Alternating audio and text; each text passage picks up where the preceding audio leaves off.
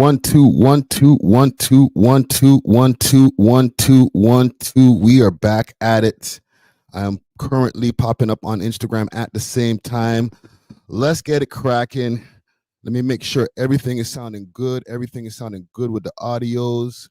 And let's have a good live today. Big salute to anybody who's popping up on Instagram right now. Make sure to pop out. We are on YouTube live as we speak. Let me make sure everything is good with the sound right here. Quick, fast. Give me a quick second here, gang. And we're going to get it popping. What y'all saying? I got a list of topics that I want to get to as well. Let me just make sure everything's good with the live. Give me a second here, gang. Okay. Good. Audio's good. Video's looking good. Haircut in effect. Big salute to Rock the House. You know what I mean? Rock the House Barbershop. 70 Dundas Street East. Right there behind the what do you call that? Dundas Square. Big salute to everybody who's popping out on Instagram right now. T.TV. What up? Stonely 2012. What up? Who else is over here? Bunch of people popping out. Make sure to hit us up. We're on YouTube right now. YouTube.com/We Love Hip Hop Network. Okay, I got a list of topics that I want to get to today. And big salute to the comment gang for everybody who's popping out right now. Let me know if my microphone is sounding good and the volumes are good on the mic. You know what I'm saying? Let's go to the list of topics that I have here written down. Okay, here we go. Diddy, 100 new victims. Okay, there's another lawsuit, a whole bunch of new victims popping out. There's a hotline, everything that's popping out on that. So we're definitely going to get into that. Kanon, Mr. Waving Flag, he got hit with an S assault case. It's a few red flags instead of waving flags, I guess. You know what I mean? So we're going to get into that whole Kanon case. I forgot to get into that last week, so we're definitely going to get into that today. Wack100 and J Hitta versus Top5. We'll definitely get into that and break that down. Top5 gets dissed by his girlfriend or maybe ex-girlfriend at this point. Who knows? We'll cover that as well. Drake unfollows everyone. All right, the boy ain't playing no more. He went through a list of people he don't want in his life anymore and in his mental space. And he said, you know what? You guys are all deleted or unfollowed. Also, some updates here on Duvy's trial date. We're going to get into that. Adin Ross offends the people, the Indian people specifically of Toronto. I want to get into that as well. Toronto cop steals from the dead. That's something that's been going on as well. A little news story that's been popping off. And the homeless issue. Okay, if y'all have any other topics that you want to get into, spam the chat. Comment gang strong. I'm probably going to be here for about at least 2 hours. All right, Toronto Famous in the building. What up? 100 watts. What up? That's my dude right there. Pop out. We are live right now on YouTube. Let's get it cracking.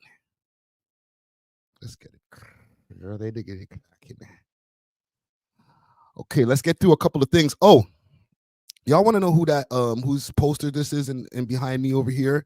This is courtesy of Rezi Nuwako. Okay, big salute to Rezi Nuwako. He's a great artist over here in the city. He's been doing his thing, and you can get this artwork as well if y'all want. Okay, hit him up on his website, Rodney Yossi 5. Okay, and I'll spell that out for you. That's RODNEYO SIE or EI. My bad. 5. You know what? I'll pop it up on the screen later because this is some wixsite.com/my site. But the best way to get him, if you all want to get some of this artwork, and it's definitely for sale, even if you want this piece behind me right here, hit him up on his Instagram page, Rezi Nuwako. That's REEZYNUAKO. Tell him that We Love Hip Hop Boys sent you. Let me get into some of the sponsors here quick fast before we get into our stuff. Big salute to Diamond Club. That's the hoodie actually I'm wearing today. Big salute to Diamond Club. They got delivery of some of the loudest loud all across the GTA, carry of cans and many other 420 needs. Hit them up on their Instagram page, Diamond Club _Canada. And you could also use the code We Love Hip Hop. Get yourself a little discount on anything on the menu. You heard me? Also, if you want some of that blem, hit up Steamin' Hot Grabber. Okay, they got all different types of grabber flavors, dispensers, the way that you can, dispense the grabber, whether you want a shaker or get the full clumps of grabber. Hit them up on their Instagram page, Steaming Hot Grabber, and you could also use the code We Love Hip Hop. Last but not least, I want to give a big salute to Only Loud. Okay, Only Loud has delivery within the Ottawa area, same day delivery, as well as they got shipping across Canada as well. They got a whole bunch of different legacy blends that are underneath their umbrella right there. And, listen, they've been keeping me pretty toasty as well. You can also hit them up on their Instagram page, Only Loud Canada. They can also be found on Snapchat, onlyloud.ca, and they have a website also, onlyloud.ca. Let them know that We Love Hip Hop Boys sent you. All right, we got all of that done. Big salute to everybody in the comment gang. We got a nice, healthy comment gang early. DJ Illinois in the building, Down to Earth in the building, Big Chill in the building, Dark Side in the building. Who else is out here? Let yourself be seen. Neil Davis in the building, JTV in the building, Cedar Freak Official in the building, BD 1300 in the building. We got a nice live out here. Let's get it cracking. Okay, so what did I have on my list here? This Diddy shit, man. Ugh. So a bunch of victims have been popping out. Maybe I should open YouTube and we'll go into some of the things, that whole press conference. I don't want to go deep into the weeds with that whole press conference because that's been probably dragged to death right now. Let's see here. Diddy press conference. Let's see if there's any updates first because there was a lawsuit with way more people that were coming out against him. This is from 23 hours ago. So yeah, the last update was from from yesterday.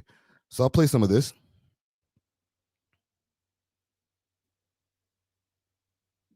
Why am I not hearing nothing right now? Un momento. We ain't hearing anything.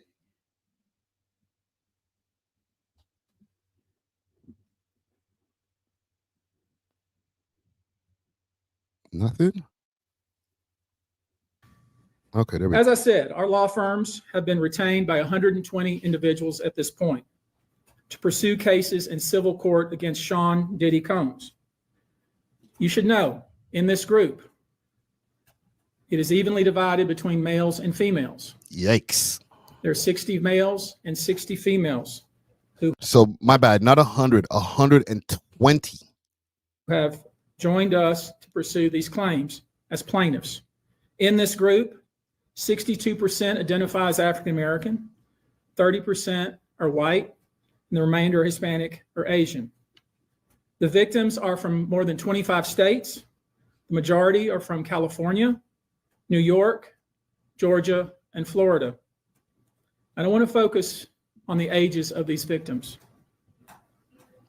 When you talk about the ages of the victims when the conduct occurred, it's shocking. Our youngest victim at the time of the occurrence was 9 years old. We have an individual who was 14 years old. Yikes. We have one who was 15. 25 of the 120 individuals who are plaintiffs in these cases were minors at the time of the acts complained of. Now, also keep in mind that this is a new case. This is not the one that he's already in jail for. This is a new case that's popped up. This new lawyer, I guess what they call one of those joint lawsuits. Everybody got together and said, you know what? Okay, we got another case for this guy over here. So this is not the one that he's currently inside for. I'm sure it's not helping, but it's a separate case. Just keep that in mind. The time frame of the acts complained of is very wide. The conduct at issue spans from the years 1991 all the way till this year, 2024. If you wonder why... Your call may be recorded for call quality assurance purposes. Thank you for calling the Sean P. Diddy Combs Abuse Helpline. This call is being recorded. We understand the strength and courage it takes to come forward. Any information you provide will be kept completely confidential, but we expect full honesty in order to properly assist you with your potential case. By staying on the line, you agree to provide accurate information to the best of your knowledge under penalty of perjury. Please hold for the next available representative.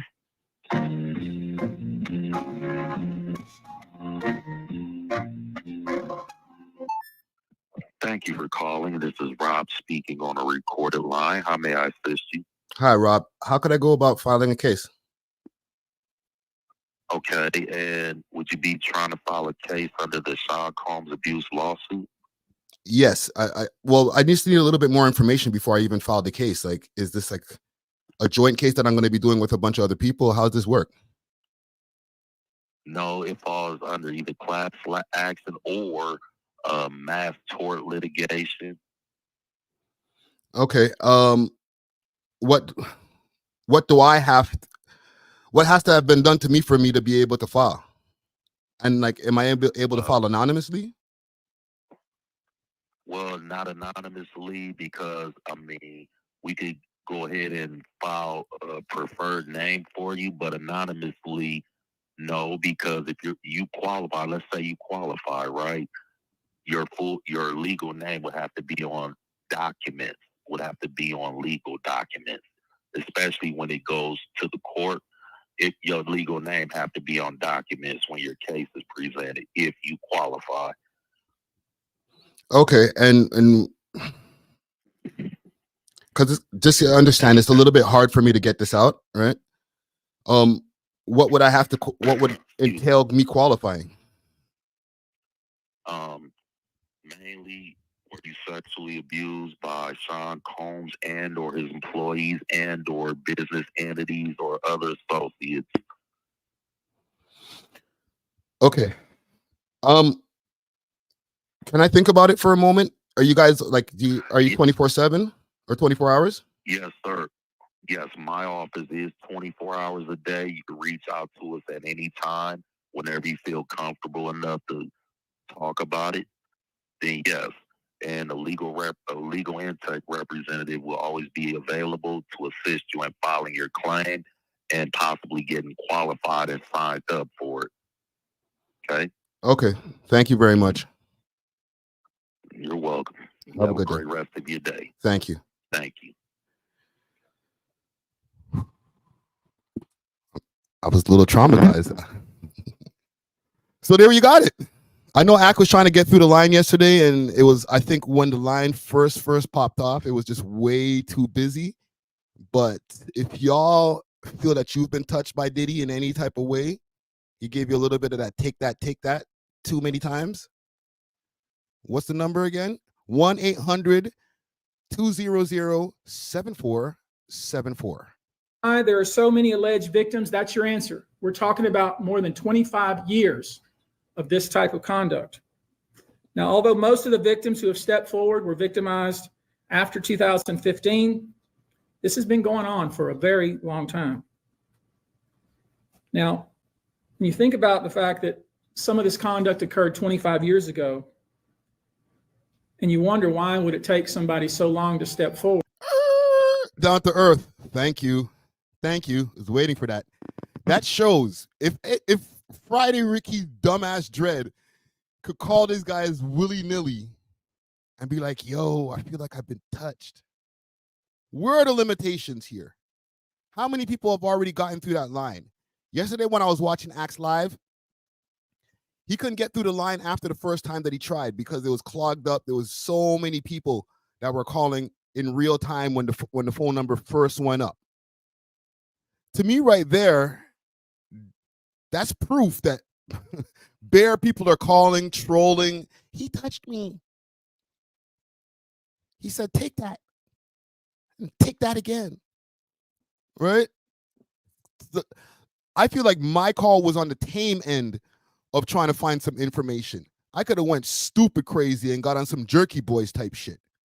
I want to remind you that many states in the United States have recognized that it's very difficult for a victim to step forward and to make these types of allegations when something very terrible has happened to them. I'll use New York, the state of. And listen, I'm not trying to clown any of the victims, any who really got that take that from Diddy. Okay, there's real victims out here. But this case sounds a little bit of a witch hunt.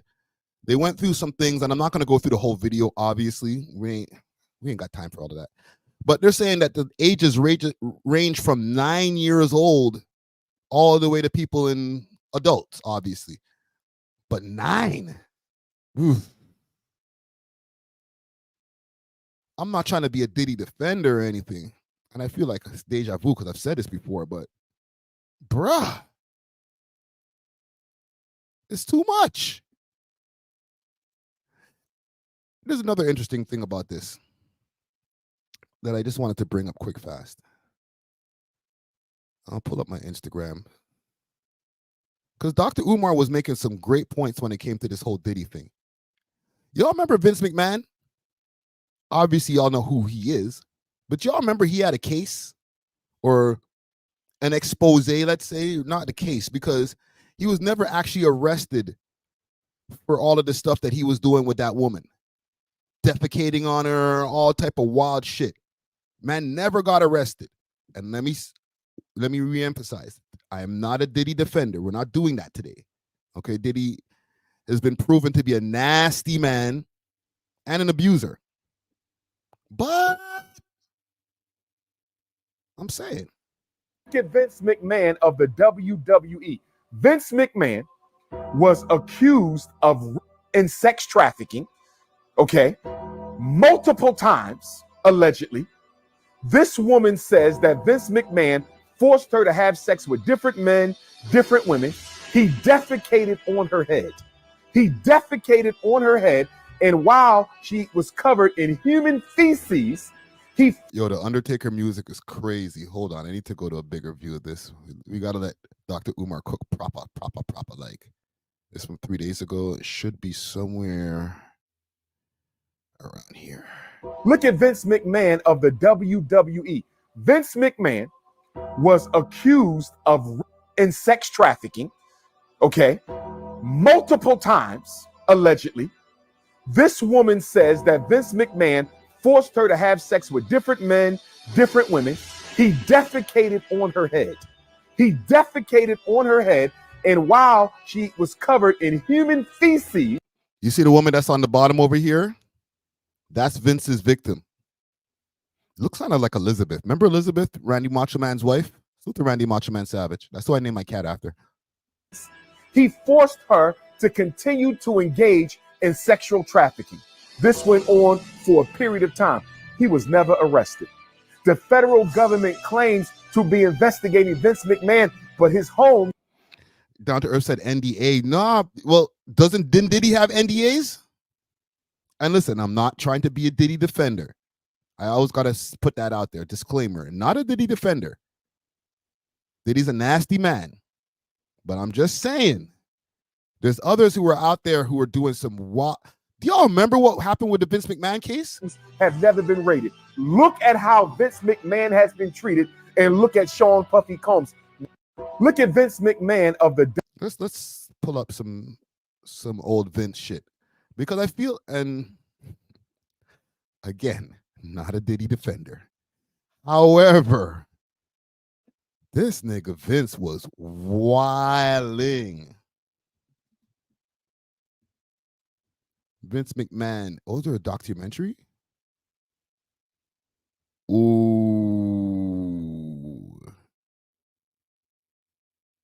They're doing a documentary on this guy? Hold on. The new documentary just dropped on Vince McMahon. It's called Mr. McMahon. And even before it came out, like a day before it came out, Vince posted a statement on Twitter addressing it. His statement basically says he doesn't have any regrets, which is what everyone with regrets says. You stinkify your ass and then pretend it doesn't bother you, and it was actually just part of your master plan. Talk to them, Charlie. He goes on to say that he thought he was going to be participating in an objective story about his life, but it turns out it was all a misrepresentation, misleading, using editing tricks and out-of-context footage, smoke and mirrors to distort viewer perception. It's all a bunch of hooey. They trapped you in a genjutsu to make it not like Vince McMahon. When I heard he made this statement immediately. This is another one. This is not the Netflix one, obviously. Netflix ain't gonna We ain't gonna find a Netflix one over here. But what's this one saying? For words are then, now. In 1992, Vince McMahon was the sole owner and controller of the then WWF, the World Wrestling Federation.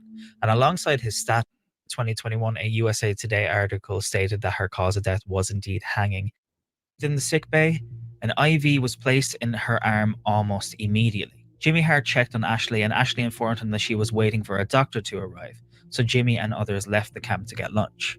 After a couple of hours, a man in an orange t-shirt and shorts appears, and Massaro heard others say that it was his birthday. The man presented himself as a US Army doctor, but Massaro doubts this as the man was not in scrubs like the rest of the facility. While in the sickbay, IV already in one arm, the man administered an IV of unknown substance in the other arm. In Massaro's own words, "Almost immediately after, the alleged doctor and the woman in fatigues moved me into a room that did not appear to be a treatment room and placed me on a table. The woman guarded the door while the man proceeded to inject me with a drug that caused me to be unable to move my body or to scream." Whoa. In Ashley Massaro's own words, she describes the rape that's about to take place. The man then proceeded to violently rape and Oh, no. YouTube. the US military. Vince allegedly she did nightmare. Eventually, Gary Hart returned and was banging on the closed door to be let in. The man and the woman yelled 1 minute and threw a dirty quilt on Massaro as she laid naked on the table. Oh my God. $1 million settlement that McMahon paid to a former subordinate months earlier. This stemmed from a series of anonymous emails that the board received on March 30th, 2022, allegedly from a friend of Miss Grant. This in turn turned up additional settlements with other women. Miss Grant's name was not revealed at the time. According to the emails, Miss Grant had gotten a raise from $100,000 to $200,000 annually due to her sexual relationship with Vince McMahon. The emails further alleged that McMahon gave her like a toy to John Laurinaitis, becoming his assistant. So basically the same thing that Diddy was doing. Exactly the same. You know, the timing is crazy. I keep having to go back to Cat Williams. All your dirty big dick deviance is going down in 2024. Isn't that what he said? Look at the downfall of Vince McMahon. You know what? Dr. Umar might have to back up a little bit on that take. I respect Dr. Umar's takes some of the time. I'm not going to say most of the time. Some of the time. But that one right there, yes, he's not arrested. He should be arrested, to be honest. You know what? I'll back up again. Sorry, my bad. Back to you, Dr. Umar. You get your props again. They should have arrested this nigga a long time ago for the amount of things that they alleged this guy of giving this woman to other guys in the staff and wrestlers and all types of shit. You would think that he would have a lawsuit, but he ain't got no lawsuit, but he got a doc. Huh. What's this? Act bad, act bad, act bad, act bad, act. No. Come here. Can you go get some girls so we can be in the bedroom with some girls? Let's get some girls up here, please. First and foremost, I'm not getting in the bed. You asking the wrong person the wrong question. That's a good question. Say pause. Don't acknowledge this. Nothing to do with me and Puff. Nothing to do with me and Puff right now. Hold on. Kevin Hart, like many, distancing himself from Diddy after the mogul's arrest and federal indictment. Do you think he's safe in jail? Wrong person. The reason Kevin's being questioned is because of this newly Oh man, this guy can't walk the block without getting hit up by the paparazzis, yo. What about Diddy? Wasn't you at the party, B?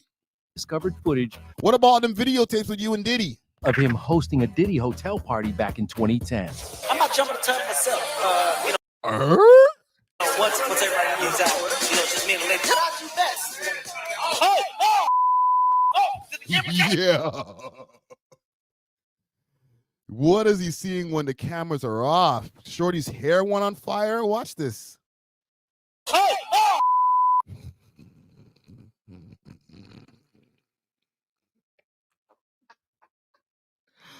I don't mean to laugh at Shorty's pain, but bro.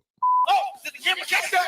Got the camera. That is one bikini-clad woman's hair catching on fire in the hot tub. None snap. of the celeb guests at this party. Was that Swiss Beat? Zone.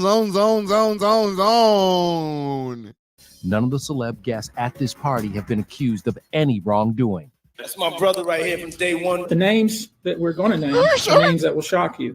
Today, the case against Diddy took an even more disturbing turn. For the first time, we're hearing allegations of sexual assault involving minors. Our youngest victim at the time of the occurrence Right, Popcorn? Ain't no party like a Diddy party. was 9 years old. We have an individual who was 14 years old. You're going to jail. You're going to jail. All y'all niggas, all y'all dirty dick deviants. We have one who was 15. Today, I spoke with Texas attorney Tony Where's Busby, Ross? who is representing 120 new accusers in upcoming lawsuits. You mentioned that there will be cases filed by as many as 25 different minors right now. Bottle boys, where's Ross? We looking for you, Ross. We want to talk to you. And specifically, you mentioned a 9-year-old You got some explaining to do. boy. Tell us about what you know about that case. So the allegation is going to be that a 9-year-old child was sexually assaulted, allegedly by Sean Combs and several others. You're going to name names in these lawsuits. As of now, do you have celebrity names? Yo, we such clout chasers, man. I'm not gonna lie. Everybody jumped on this story. It's not just me. I'm not just us meager YouTubers, our small little YouTube channels. Look at this. Look at the production on this. ETV, Entertainment Tonight Television. Okay, nigga got a full suit. This guy who got a new lawsuit and a 1-800 number. So tell us more about this. I do. I think people already are suspecting some of the names that you might see. I'm gonna become a lawyer tomorrow and follow suit. I'm gonna get on Entertainment Tonight. Watch this. Hold my beer or hold my water. Some of them will be shocking, though. People that attended the parties that watched some of this behavior occur and stood by and let it happen. All of this as Diddy's legal team filed an appeal, hoping to reverse the judge's decision to revoke bail. Mr. Combs' lawyers respond. Matter of fact, I'm gonna call back later on, and I'm actually gonna file a suit. He touched me. Pause. No Diddy. He touched me. I'm traumatized. Am I gonna get to be on TV too? Do I get to stand behind homeboy?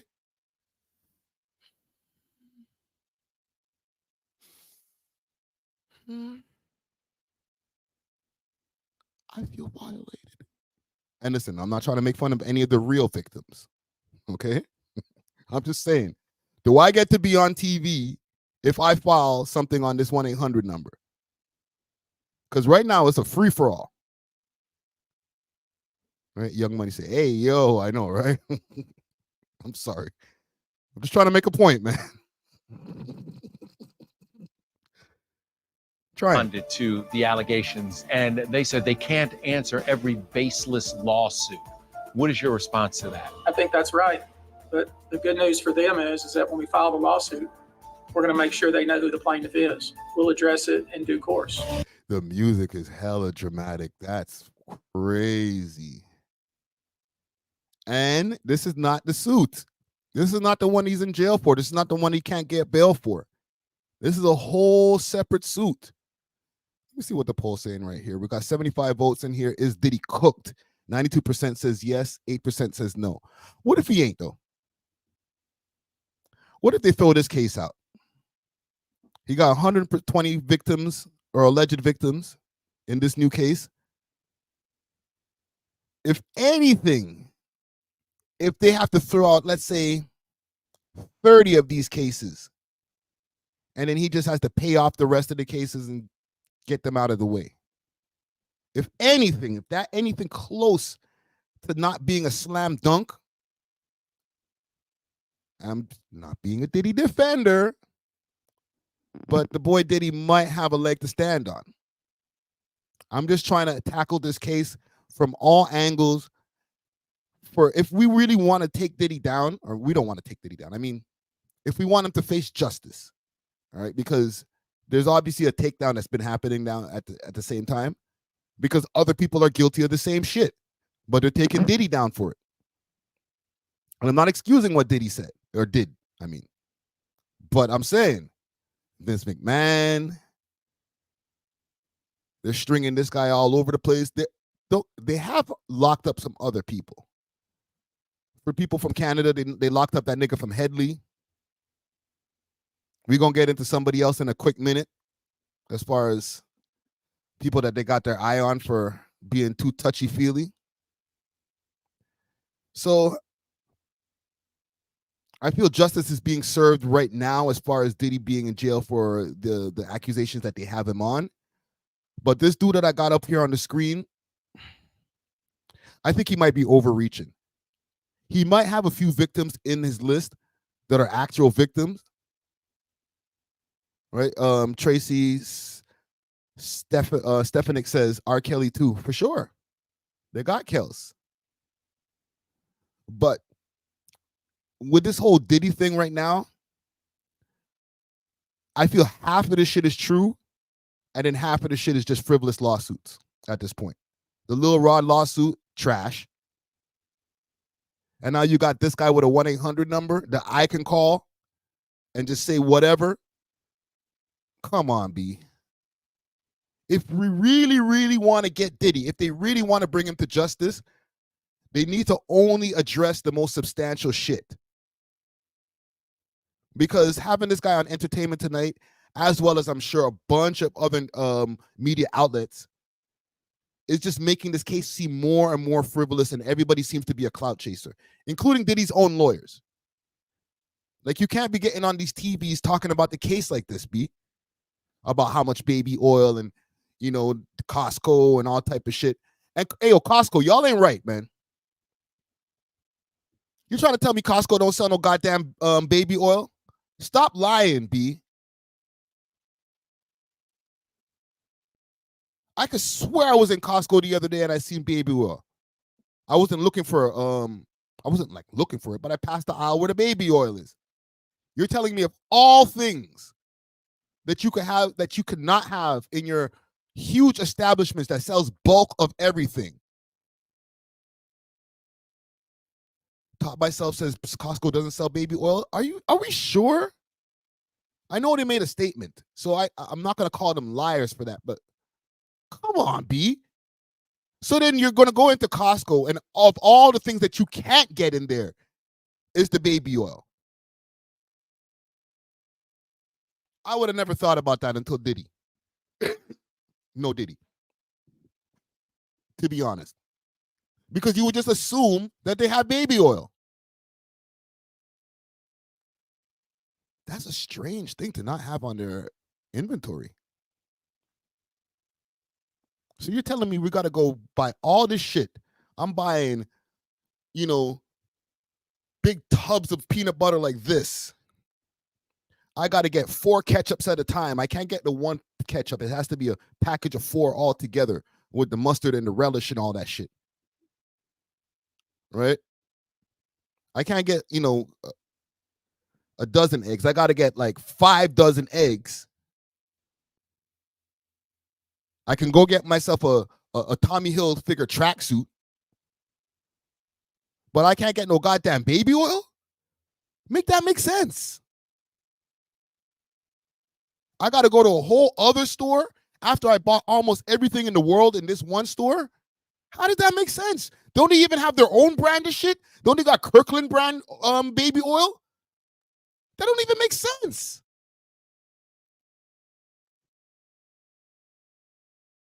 Now I'm befuddled of all the things they could not have in their shit.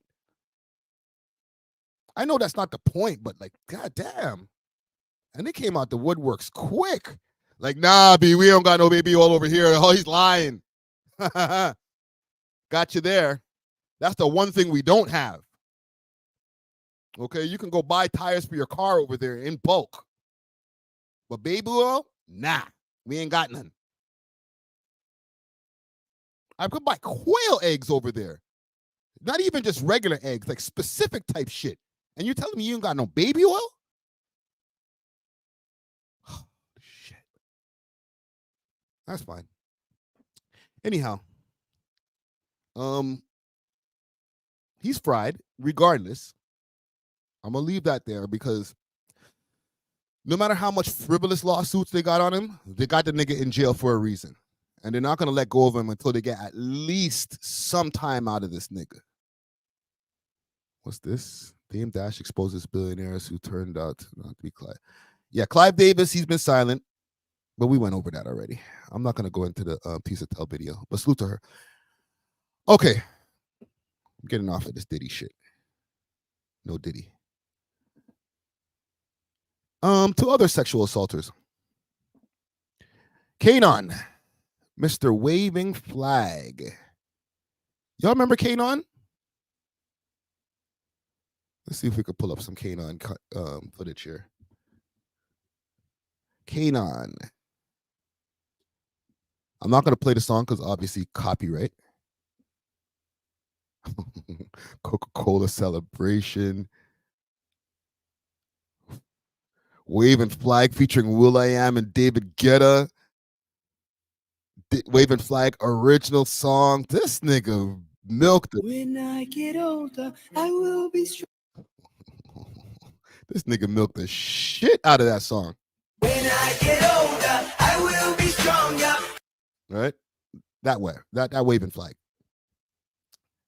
Okay, he's from Toronto, but he's become an international star. The nigga was literally just at the Grammys the other day.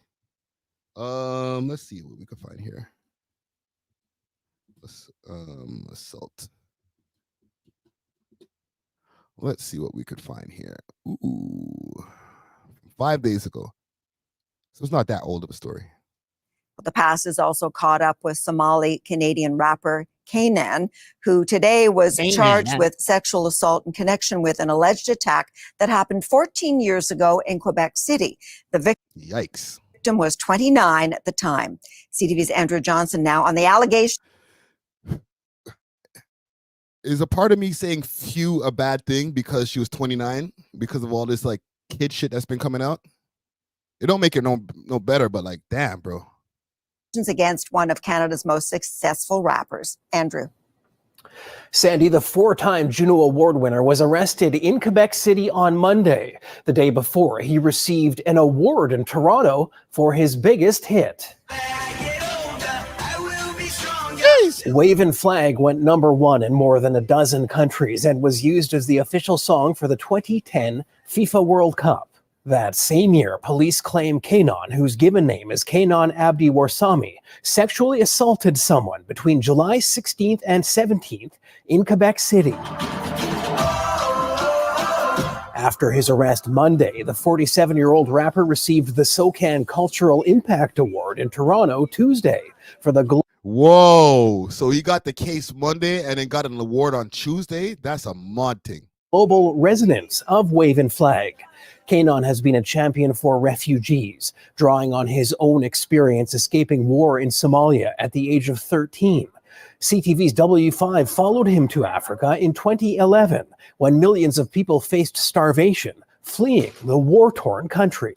It's like you outside of yourself, watching the former you be in a position that you just wish nobody was ever in. In recent years, Kanon has worked in television and film. He directed a movie called Mother Mother that recently premiered at the Toronto International Film Festival.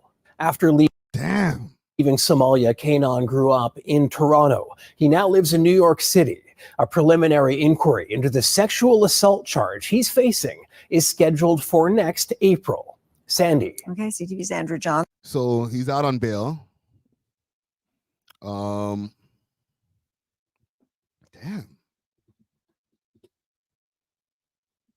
He hasn't made any statements, has he? I'm going to go up on his Instagram page and see if he's made any type of statements towards this.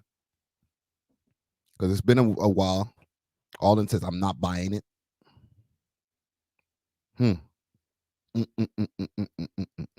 And they said this is from 14 years ago in the height of all of that Waving Flag stuff. So when the song was scorching hot, they're saying this nigga was taking the pussy. Nasty work. If he's guilty. I don't know if he's guilty about this. When was the last time he posted? He has one pin post. What's this pin post?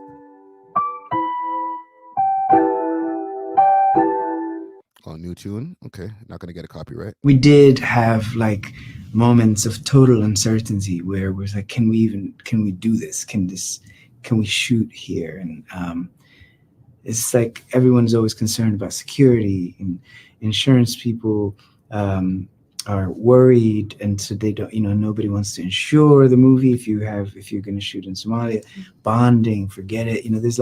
There's literally not one single company in the world who says yes to insuring Somalia. It's like off their list. So that took a lot of work to convince them. I had to make trips there and take them along and take them around to show them that it was actually okay. And then finally we got a partial acceptance from the insurance and bonding companies and security companies, and to be able to shoot some of it in Somalia. We did. So this is from the 16th. So this is before all of this shit happened. What did he just get? Inspiration behind the directorial debut, Mother. Kanan is. I'm not gonna read through all this. This man's been out here doing great work. This is the thing that is kind of throwing me for a loop. Not only does Kanan do music and philanthropic work, the man's out here making movies. He's constantly giving back to the community. I just don't. When people get into these type of cases and it's like, well, he's always been a good guy. There's no way that he could have done this. That sometimes be the one that be doing it. So I don't want to dismiss anything. But at the same time, I'm not trying to put no smut on the man's name if he ain't done the shit. Let's see if I could pull up some more information on this, because to be honest, I was actually shocked to see Kanan in an incident like this, especially where to the point where they have to arrest him. Gosh damn, bro.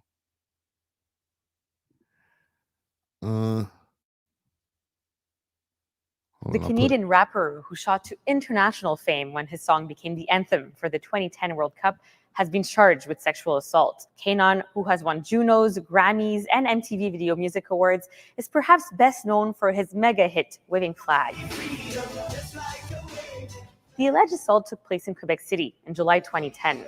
Kanan was opening for the Black Eyed Peas at the popular music festival Festival d'été de Québec. The alleged victim was in her late 20s at the time, while Kanan was 33. He was represented virtually by his lawyer in Quebec City this morning. The rapper, whose real name is Kanan Abdiwarsame, grew up in Somalia and Toronto. So they're saying it was at this festival? 2010. Kanan was opening for the Black Eyed Peas at the popular music festival Festival d'été de Québec. Festival d'été de Québec, the summer festival of Quebec, if you all need a translation.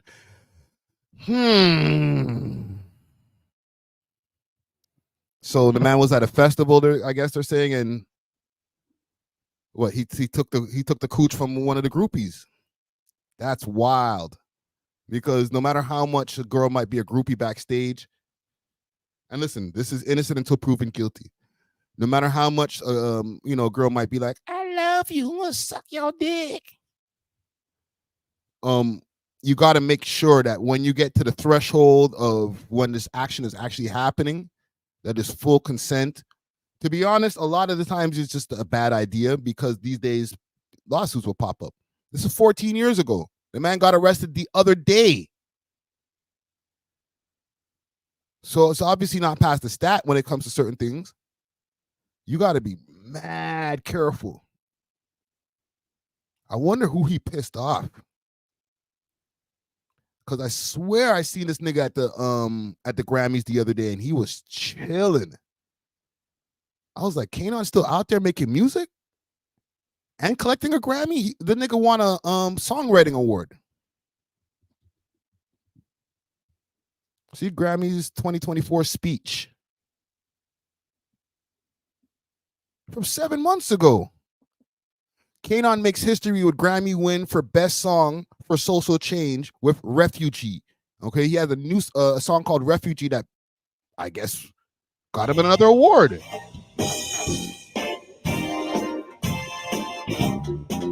Single Refugee.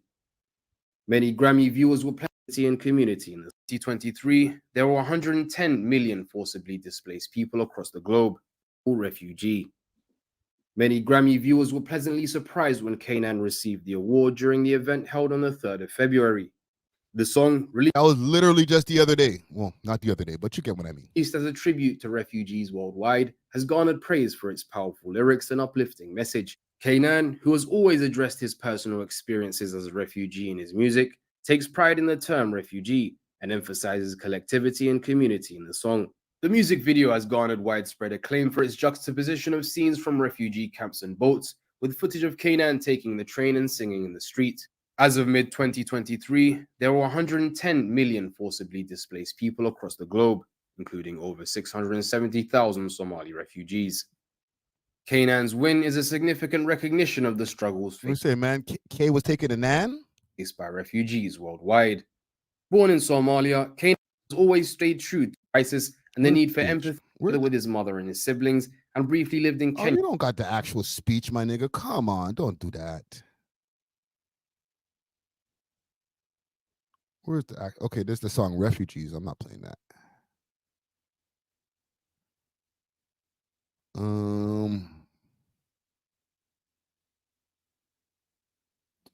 And this nigga got a Grammy 14 years ago. Damn, bro. Well, listen, man. We'll keep y'all posted on the boy Kanan. I really, really hope that this is a case that he's innocent of. And I'm not meaning that he beats the case and, you know, there's still a victim out there. Like, I hope that this girl's lying on the homie, because, bruh, for her to bring this back up 14 years later, with all due respect, the nigga's not clouded up like that. Like, yes, he's clouded up in the real world, not the internet world. He's clouded up in the real world. Like, he's beyond clout. Let's not get that twisted. However, it doesn't seem like he's the guy who could go run to go get a paycheck out of. All right, we're not talking about somebody who's on some next level cash. I'm sure he got money. I'm sure he's got a lot of money, couple of M's. But I don't think that Kanan is sitting in the 100 million section of the club.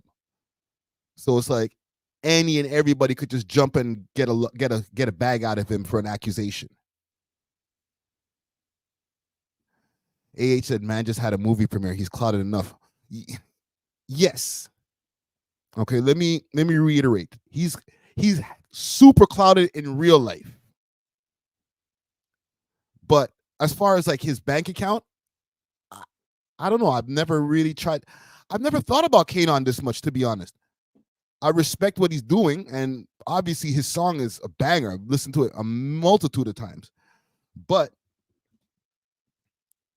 Kanan, he stays out of trouble. Nobody's worrying about what Kanan's doing. Okay? You can't even find his net worth on the internets. I'm looking for it right now. They're not giving you a definitive number. $1 million? Come on, that's cap. There's no way. Anyhow, I'm there in pocket watching the man when he's dealing with a case. Well, we'll keep you posted. I don't want to give you a salute yet, brother. I was gonna give you a salute on the way out of this segment, but until I see everything completely unfold, I'm gonna have to hold my salute for now, because we ain't about taking the pussy over here at We Love Hip Hop, okay? If there's no consent, she can't get bent. All right, broski. So we're gonna keep you on standby for now. For now. All right, let's get off of this. Damn Kanan. Messing up the game, bro. Okay, so y'all see the thumbnail. You see the title. Top 5 obviously has been continuing to make news.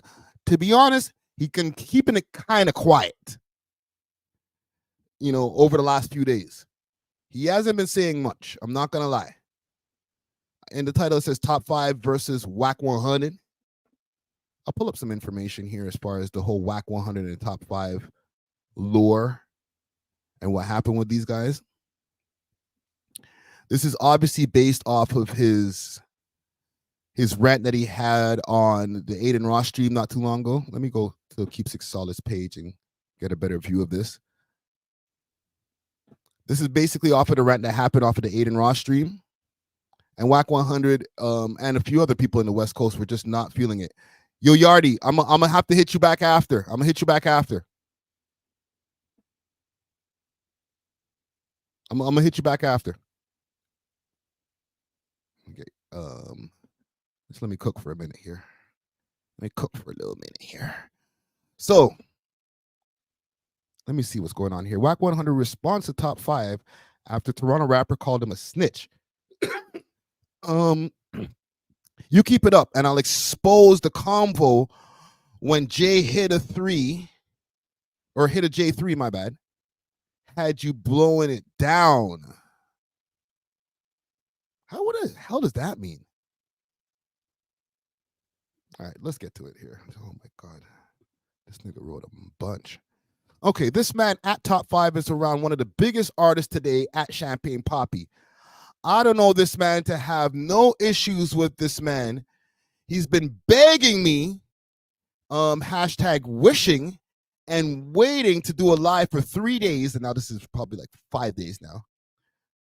I had intentions on doing it, and I've just been busy with my queen, and he adds his queen. I wake up this morning and he's clout chasing. And for what? Listen, little guy. I don't know what you and Adam22 do. I don't know you. Adam22 introduced me to you 4 days ago, briefly. You have you and your team looking real bad. Here's the play. Grow some hair. Grow some hair on your face. Get your teeth fixed. Stop faking like you like that. And I might consider a live convo. And you keep it up, and I'll expose the convo with Jay hit a 3. Had blowing it down. Oh, you think I didn't get the content? I have the vocals, little guy. You're hashtag not like us. Hashtag Drake, get your mans. And what is this here? US versus everybody. At No Jumperella. At Akademiks. At Say Cheese. And so on and so forth. Wack also posted messages with Top 5. What's this here now? Give me a second. Let me get in a little bit closer. So this is Top 5 saying, shit, my dog. Tell your homie. Insta live at 10 p.m. My time still. Let me know, gang. Okay, I get what's going on here. So Saturday, he sent us a couple of messages. And then yesterday, he sent a couple of messages. So I guess that was like 2 days ago. So we're Wednesday. So Monday. And then he says, the double texting is crazy. 5:30? Fam? Let me know, fam.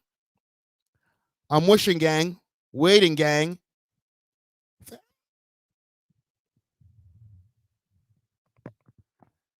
And then he continues. And this is in the AM. Damn, 7 a.m. Yo, it's Top 5, Wack. And he sends the Clubhouse link. Pick up, featuring me. Forgot this guy. Live tonight, but 7 p.m. your time.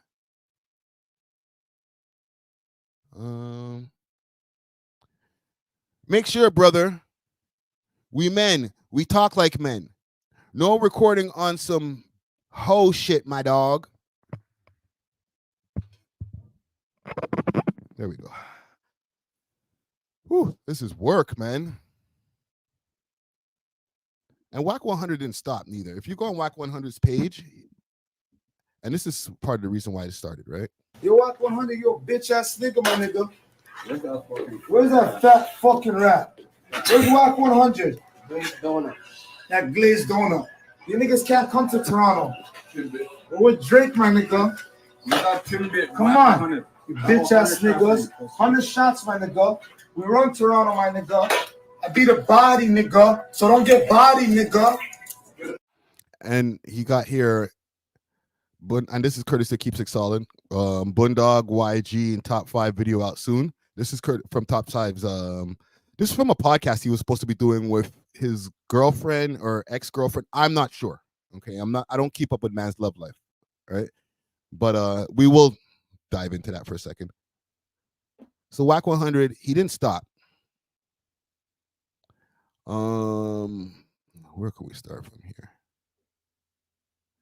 So the last couple of posts that he has on his page, if you look at these top over, AD and Smack are basically declaring a fatwa on Adin Ross and claiming that if he comes here, he's going to die. AD and I ain't declaring whatever that word is. We don't know what that shit is. Yeah. All right, so find a new word. Right? You're not going to put that word. A fatwa is like a religious command that everybody who's part of that has to kill him. Declaring that. What AD is doing is simply utilizing his platform to get a mention. That's it. AD said that he was going to kill Adin Ross's security. AD's not going to kill anybody. What? Adam is being petty. Adam tried to step into this whole Adin Ross ban thing, but that's a whole other story. We'll save that for another time. So this is courtesy of No Jumperella. Let's go there. That's the best place to catch this. And then we'll go back to Wax page. No Jumperella is basically the No Jumper page that they have to post on right now because currently their main page is suspended. I don't know exactly for what, but their main page got suspended. Let's find the post here. So Top 5, Wack100 goes off on Top 5 for disrespecting him. Get your teeth fixed. Stop faking like you like that. This is the post that I was reading before.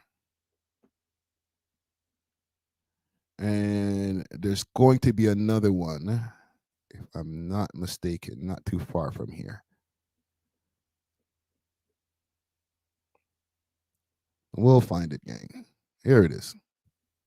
Here it is. So Toronto rapper Top 5 disrespects Wack100. Where's that fat effing rat? My nigga. Yo, Wack100, you a bitch ass nigga, my nigga. Okay, so this is basically what we just watched. But if you go on Wax page, he has different slides. So he has this from the No Jumperella page. He has this whole long thing here.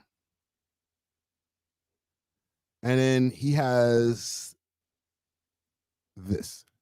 Stay outside, my nigga. Stay outside right now, nigga. Get the fuck outside, nigga. Let's pause this right here. At Champagne Poppy, I don't know why this kid started playing with me, but he's about to find out I'm an exposer. Only thing at Top 5 is a Top 5 buster of Canada. Sit him down. Somebody guiding him wrong. I've done nothing to this bozo. I'll keep launching. I don't gotta get I don't get an apology at to Jay Hitter. Clips coming next. He know he tuck his tail. USA versus everybody. No Jumperella. Blah blah blah blah blah. Okay. Just booming on, nigga. Get the fuck out, boy. Who's you fucking pointing at, nigga? I'll boom on you right now, nigga. We're not gonna go through all of that again. We all remember that. And some of these other bloggers as well, they've been going off on Top 5 over there in the States. Back on Fig, they've been leaning in crazy. They've been bringing up some shit. Huh. I don't know how we got over here, but let's go to Back on Fig. Back on Fig, Top 5.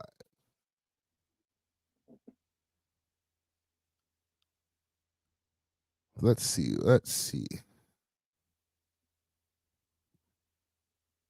Toronto rapper Top 5 basket. Oh, Brick Raby chimed in on this too. Everybody chimed in on this shit.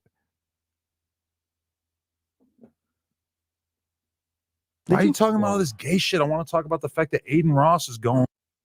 Yeah, How are you going to take away all my boys' accomplishments from him? He ain't did nothing. I don't know about that, man. It's a hilarious time to be on the internet right now. But we got Adin Ross. Hey, bro, I wish somebody would. I swear to God, I'm going to go to LA. Nobody's going to do shit. Not me. Or AD, I think. He is doing is simply utilizing his platform to get a mention. That's it. AD said that he was going to kill Adin Ross's security. AD's not going to kill anybody. What? You talk. All right, play that clip here. Let's see. Let's see. Smack.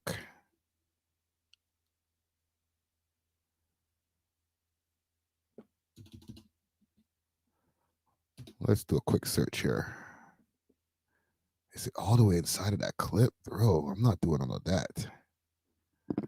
Because I was watching a clip of these guys and they were reviewing, was it this? He had the boy, you know what I'm saying? He had the boy top 5 on this thing, right? So we gonna start off with him. He had him on this thing and he said he finna cancel, he finna cancel everybody. Nobody can't come to Toronto. And everybody was in that Not Like Us video. Hey, look, on whoever was on stage, y'all cancel Christmas. Hey, go tell them niggas it's way different over here, homie. It's all fuck your mama, you know what I mean? That's the hitter, huh? So they started reviewing. Here's the problem with the internet. The internet keeps everything. The internet keeps everything. So anytime that you've taken an L on the internet and now you get into an issue with anybody, it's on the internet. Because remember, all of this is on the internet. These guys, they're not running into each other. Okay, maybe some of the Back on Fig guys might be able to come over here.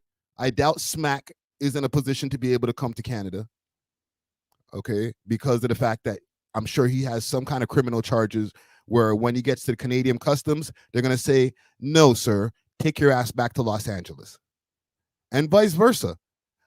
The nigga Top 5 just quote unquote beat a body. He went on a run to the United States, specifically Los Angeles. Do you guys really think in your brain of brains, in your heart of hearts, that this guy is going to go up to the customs and get into the United States? And then let's say that's not even the plan. I'm just going to sneak in.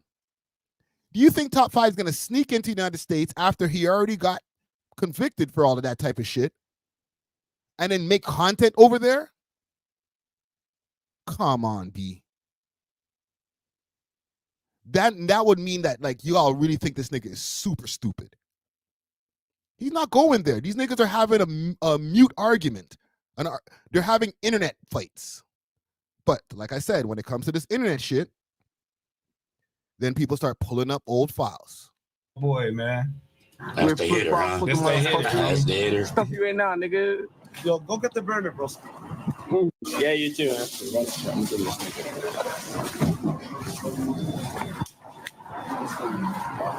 Fuck outside, nigga. Get your ass booming on, nigga. Hey, you is a mark, homie. That nigga getting punked in his own city, Brody. Hey, what's up with bro? I really don't know, but that's what I don't like about these YouTubers. Every YouTuber that I got problems with, it always seems to come out. These niggas is marked, bitches, snitches, busters, and everything. That's why I quit funking with these bitch ass niggas, bro. Make sure y'all join the. Everyone's so upset.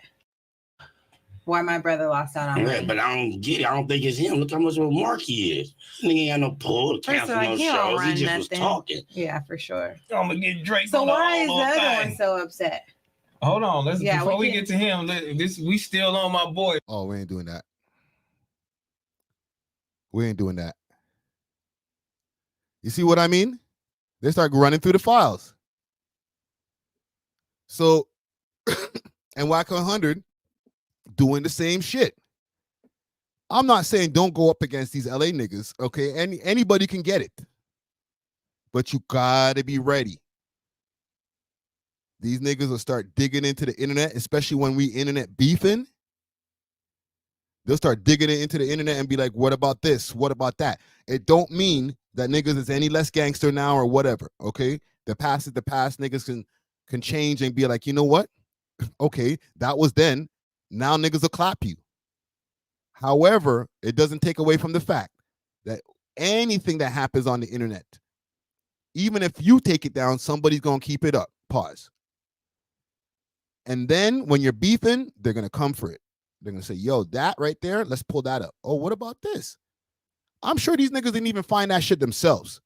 I'm sure somebody sent that to them like, yo, check this out. And then this allows these niggas to talk more heavy. You know what I'm saying?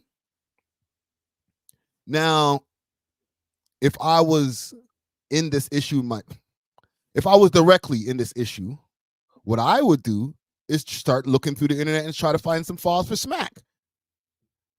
You might have to go and look at Adam 22's playbook on how he dealt with actually AD as well, and T-Rel and Smack and Heather. Adam had no mercy. If you really want to get back at these niggas, and listen, I mess with these niggas. Obviously, I just had a conversation with AD the other day. But if you really want to play, you know, if you want to play war games, you want to play real 3D chess, you got to go watch back all of Adam 22's content, put in Adam 22 back on Fig, and then just see how Adam goes at the shit. And then use a little bit of that playbook. Because even what Adam was saying about the whole Adin Ross shit, he was like, y'all, what? I've said worse to y'all niggas. You know what I'm saying? Even just most recently, he trashed their diss So track. teen snipe, right? Like what? Like Let Adam respond to afterwards. So it's going to be this one-sided thing where they're probably going to have to drop like a bunch more diss tracks. And I personally don't really feel like I have anything to do. Well, look, my initial response was going to be, I was going to pretend that I didn't even know that it happened. I was going to play dumb, but no, I listened to the shit, and I'll tell you this. Verse over and over. Yeah. Meanwhile, I don't think I could name a single bar from theirs besides the realization that AD thinks that Canada is in America. He said, you flew across the country to see a Canadian. That's a direct quote. That crosses country lines, you dumb fuck. Yeah. That was kind of amazing. I'm like, oh, so. See how he's just talking to them? No respect. You dumb fuck. Oh, you haven't left the country too much. At least he didn't say overseas, because Canada's technically not overseas. Honestly, Clem probably made him change it. He probably said that at first. Your most memorable bar. I used to beat off in a tube sock. Yeah, right. You're used to fuck oranges for sure. But there's more. I could put in a dozen different titles of Adam 22 just talking crazy to these niggas. Right? He don't care, B. Even with them.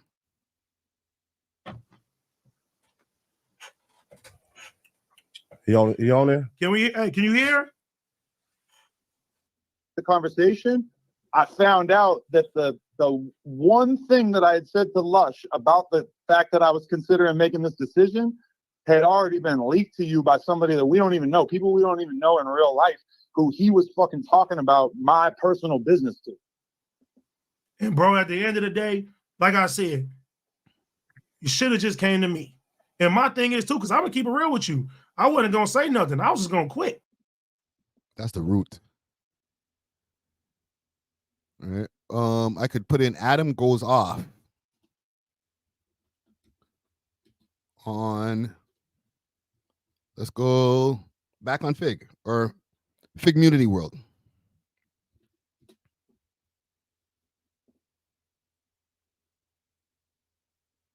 Okay, right here, 4 months ago. Since we're being messy, I like voting about the fact that No Jumper will be producing less content. It's actually a huge L for him because all of his most successful content is him commentating on No Jumper things. Yeah. You know, he doesn't have anything to say about an FBG Buddy interview that gets 1 million views in a month or two. You know, it's like that to him, that's kind of like worst case scenario is us moving away from the drama content because that's basically like the main thing that works on their channel. And I'm not even saying that's like what we're saying exaggerated to be a dick or anything. You can like nigga fuck advice. for you to allow within your community. For sure. But to completely silence your community is so fucking dumb that it's like, I don't even want to say too much about it because I want to see him go all in on it. So I don't even want to like scold him too much for it, but it's pretty shocking. From It my is perspective. stupid. You're stopping the current. So, and this is not even the hype shit. This is like just the light shit. What I would do if I'm top 5 is start commenting on the fact that these guys are clout chasing off of you. Oh, y'all niggas wasn't saying shit. I talk about the Kendrick Lamar video, and then this nigga Smack starts jumping out of his skin saying all type of shit. Who are you, B? You trying to get some clout off of me? Oh, I see your view count go up when you talk about top 5. Say that shit. Say that. Don't let these niggas go crazy and start just running your name through the mud, bro. You're supposed to be Toronto's top demon. You're supposed to be back on live. And don't be begging Wack for shit. Right? You can't have these niggas be making us look like we need them to come up, B. Even though technically, but not them LA niggas specifically. America's a big place. All right? Stand up, bro. Poke your chest out and get back at these niggas. We're playing internet games, right? It's not real life shit. Like I said in the beginning of this, these niggas ain't gonna run into each other. So where's the content? Don't be afraid of Wack. Fire back. Like I said in the beginning, I haven't seen shit on this nigga's page in a few days. Don't tell me Wack ran this nigga off the block. That's crazy. You can't have Wack doing all that type of shit. What do you got in the stories? The lowest of the low. How you feel about what Rollo did? World. We know that we're in. How you feel about what? Okay, hold on. You don't represent the owl. Still on his neck. How you feel about Diddy This lady done. I'm putting my wallet. Captured 1 man. I'd be posting this picture. That meme. You look at P. Diddy, you like, yo, this dude. A burglar breaks into a. Hold on. A hater. If this man is elected, just checking to see if you got anything else. Stealing is legal in San Francisco. He slowed down. He slowed down on top 5. But 5, get back at this nigga, bro. Smack, Wack, anything that rhymes with an ack. Maybe even ack. Because we ain't going to act like act didn't kind of incite a lot of this shit. I know people have been saying in the comments, yo, what about akademiks? Akademiks kind of started this shit. He didn't start the shit, but he did facilitate it. Okay, we got to be honest. We got to be objective. In the end of the day, if it wasn't for Adin providing top 5 the platform, as he should, right? This is what we do. We're trying to make content out here. He provided him the platform, but Ack put the battery in his back. Ack was like, yo, Toronto's top demon, what you gonna do now? What you gonna say? What you gonna do now that you're home?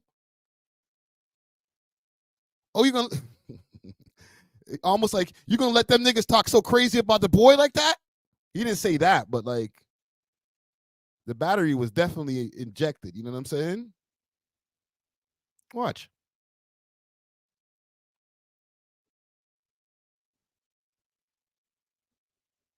Am I? Is that not playing? Hold on, we got the wrong one up. My bad. My bad. Illinois, I'm gonna pull you up in a second. Just give me a second here. I want to pull up the proper one here. Proper. Here we go. Let's go back to my page. This right here. He kind of was pushing the battery a little bit. 2 people right now, man. I'm not, it's not a threat. I'm just looking for Metro Boomin and Kendrick Lamar. I'm doing my homework right now. I'm doing my task on them right now. Nothing incriminating. I'm just looking for them. If you ran into Metro Boomin or Kendrick, what would that? Metro Boomin one. Right there, right there. If you ran into Metro Boomin or Kendrick, what would you do, Top 5? Like, bro, don't do that. I understand how the content game works, but you gotta be held a little accountable for that. Old John Crow Trackstar Music or 416 Trackstar Music. Thanks for the donation. Big donation. Big thanks. He says Wack100 definitely a little bish. Well, that's what he said. 101. I don't want no weapons, nothing. I'm knocking the fuck. We're putting a bag on that fight. Look, five sleeping in first round. You passed the border. You passed the border, man. Chubb's calling me. You passed the border, man. You passed the border, man. Yo, hold on. Yo, wait. So I hear that Kendrick soon forward to some restaurant called New Ho King. He gonna come for the fried rice. Right there. All of that. That's all that extra. Oh, what you gonna do about that? There's fried rice and yo. Hold on. I'm gonna bring in somebody else also. Yo, what up? Just here, man. DJ Illinois in the building. OVO Yardy in the building. What's going on, man? Not much, man. Just here cooking some food, yo. Okay. What y'all saying, man? We're here, man. I'm here. So, what's your thoughts on this whole Wack100 versus Top 5? All right, so my input on this, I think it went to him because there's all right, so he's basically talking to all, I don't know if he's talking to all of LA or whatever the case may be, but they took it as he's talking about all of LA. So when Wack was talking about J Hit a 3 made a diss track for him, eh? Yes. So that's, I don't know, I guess he must have put him online with Pop behind the scenes, whatever they had talked about. Wack has whatever content it is. Maybe it could have been Top 5, probably, or J Hit a 3 probably told him some things, and who knows, it went left, whatever, or what, you know? Yeah. At the end of the day, Test. 1 2 1 2. Test. Why should do this, exactly what you said. You should be just looking. Same way they dug into his past videos. Those videos were old. Man. Those were like before COVID. It was way before COVID, right? So you should do the same thing and just start clapping back at him or them guys on their live, bro. Pick up all the foolishness they've been on, like what was it? My boy's arm. My boy has a problem with his arm or something like that. T-Rel. Right? Like dig up stuff and throw it back in their face like that. And he would be perfect to do it because the way he ran and talked smack on live, be perfect. But like the minute he started saying stuff about like Kendrick and stuff like that, that's when they kind of took it like personal. Yeah. Because he's making threats and stuff, right? Remember, like I told you before, these guys run business about what people say, but there's certain things, certain people are taking a certain way. That's why I think J Hit a 3 made that video. You know what I mean? Right here? No, this is old. Yo, there's beers. Yo, I'm telling you from now, there's beer straps in the video. So if you're gonna watch it, like if you're gonna play it now, be careful with beer straps, bro. I seen a clip of it. How could I get this? I want to squash. Top 5 and J3. No, Top 5 and J3. I want to squash. How could I get this? That's not. I want to squash. Top 5 and J3. Not by academics, anyways. No, but I'm just seeing this clip for the first time. Yo, Josh. Yo. You have a fan running in the back over there? Oh, you haven't turned it on? Turn it off. I didn't know that. That noise is crazy. Don't worry, I'm working with these 1 million mosquitoes. Don't worry, I'll turn on the AC. What are your thoughts on this, man? Should Top 5 be clapping back? Hell yeah. Hell yeah. What? Bro. Right now he's making. Toronto can't take 2 L's this summer. You crazy? 2 L's. In my eyes, he's right now he's representing Toronto. So like anything he does, it's gonna reflect. Even though because he's bringing Drake's name into it too and saying he's Drake's artist. So some of them think he's Drake's artist, some of them think he's a shooter. But regardless, he's underneath Drake in their eyes at the moment internationally. So yes, you should clap back at these guys. Just keep it content worthy though. Don't make no threats and say, oh yeah, or agreed. Yeah, I agree. Or bring up, or if you, cause like these guys like to say, let's run a fade. Meet up if you really like that. They're willing to put down 500,000. This guy was willing to put $500,000 down, bro, to fight top 5, bro. Who, Jay Hitter? Yeah, no, not Jay Hitter. The next guy that was on Wax Clubhouse. Oh, Smack. Yeah, he's like, put $500,000 down and we'll fight, and we'll meet up and we'll fight. So why not do that? Or keep it content worthy and just throw back some shit on them, like dig up their past and throw some things on them, bro. You know what I'm saying? Yeah, but they're not gonna meet up, man. This is there's impossible no way for them to meet. That's not happening. I'm not saying that they're supposed to. I'm just saying, like, you know, don't be making threats and saying you're gonna do this, that, the other to certain men. You know what I mean? Because certain men will take that the wrong way, bro. Like, even if it's just content worthy. Because look at Adin Ross. They're on Adin Ross's head top right now. Know what I'm saying? He apologized apparently. Yeah, but they didn't accept it. Really? Yeah, bro. They're like, yo, if you're gonna say something, stand on business. Don't be talking like that. So they're like, they're not doing nothing. Probably smack him in the face one time so you don't talk trash because he's a streamer, right? But like, that's as far as it's gonna go. They're not gonna clap him. You know what I mean? No, but to clarify, Adin actually didn't apologize to AD. He apologized to certain other people, but he and then he said F all the other people, no, he apologized to LA. Yeah, and then said, yeah, that's what I'm saying. So I don't think AD took that very well still, you know what I mean? Yeah. Yeah. But then apparently, so wait, what's that picture with the screenshot? Was that AD and Adin on a FaceTime? There was Adin, like they did do a FaceTime. I guess he was showing that it was cleared up. I'll play what he's saying here. Guys, I've been talking to people from LA. I'm actually coming to LA in about probably a couple weeks. Don't put GG's in the chat. I'm coming in a couple weeks. That man said, "Don't put GG's in the chat." Probably do some more. Gonna go around, do a couple podcasts, stuff like that. So, but I do want to clarify and take a step back and really, you know, in the moment, obviously, I was talking crazy and shit. I'm not necessarily apologizing to people I was talking towards, but I do want to say one thing. LA is to not be fucked with. LA is a serious place, and I love LA. Seriously, I love LA. Now, I'm not folding. I still say fuck you to the people that were coming at me. Fuck you. But I'm not saying fuck you to all of LA, because I'm not even joking, bro. People that are in a certain amount of group, rappers, specifically the rapper you guys know I'm talking about, you guys like to pedestal a bunch of these rappers. Bro, LA is deeper than that, bro. There's a lot of dangerous people out in LA. They don't. Who's the rapper that he's specifically talking about that he's leaving the name out of? Kendrick, maybe. Kendrick Lamar, bro. Is it Kendrick that he's leaving out of this? Yeah, because he doesn't remember. He's a Drake. I don't even want to say Drake Glazer. He's a Drake supporter, bro.